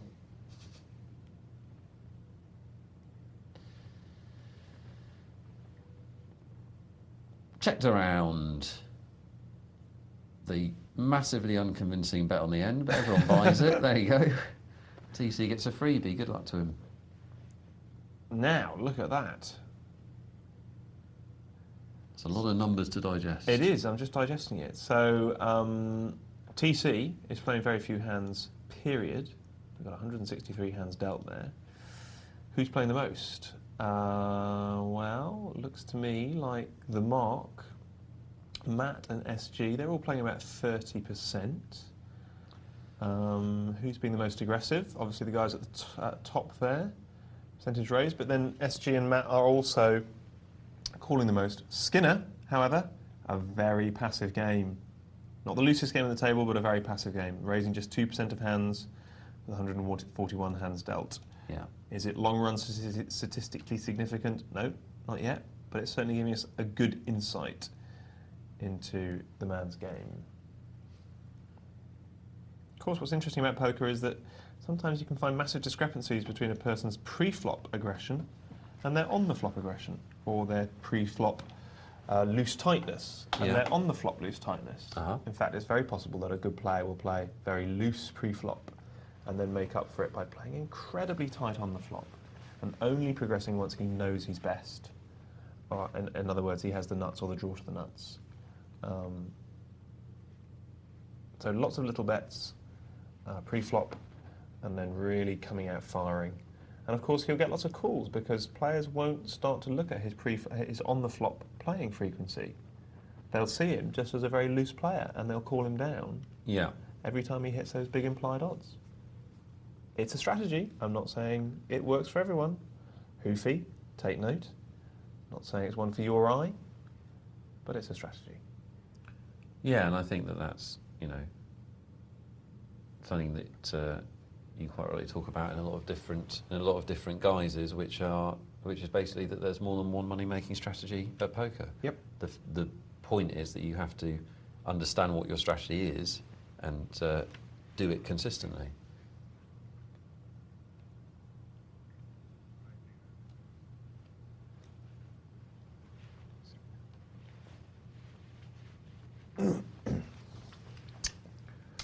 Aces in a nice situation, a lot of callers. What are you going to do here, Nick? You're going to smooth call it and see what the flop brings? Oh, I'd raise. Significant raise? Would you raise that much? Yeah, I'm more than happy. If people want to give me 5 big blinds for putting 3 big blinds at risk, then I'm more than happy to take that every time. Yeah, I agree. Just a quick question. What would you have done there in a limit game? Limit game. The bet is limited. In a limit game, panicked. I would have gritted my teeth and raised, I think. Probably, really? Yeah. Because basically what you're doing there is you're just saying to the table, I've got aces. Yeah. Over here. I've got aces. I'm raising into a table of 8 people. I've got aces. Please be scared when you hit your middle pair and don't stick around. Yeah. That kind of thing. If an ace doesn't fall, can you not re-raise That's me one of those situations. as if you've hit 2 pairs? Exactly. That's one of those situations where I want to show my hand and say, look, I've got aces. Be intimidated. Thank you. Yeah, but the problem is when you show your hand. You see, I disagree with that actually. No, obviously, I don't want to. No. I know what you're saying. Sometimes you do want to show your hand, but the problem with that situation is you are saying you've got aces. Mm-hmm. The problem with that in a limit game, if you're playing a good player, is because he knows you've got aces. And if a flop comes down with any kind of texture at all, right? So say you raise, he raises, you raise back, and he re-raises you. You've got to fold them. Yeah. Yeah. Mm-hmm. And if he's a good player and he knows exactly where you are and he knows that you know where he is, you can use that in a limit game when someone announces in that way that they've got aces, which is exactly what they're doing. Yeah. It's a problem. Which is why sometimes in that situation in a limit game, it's better to smooth call, and you just have to bite a different bullet, if you like, take that out, put a new one in. 2 bullets. Bite that, spare, and you say, I'm going to win this hand now much less often. And my play is going to be a function of what I hit on the flop, hopefully trips, and the texture of the flop and the betting actions of other people. And it's very likely that I'll put them down by the turn.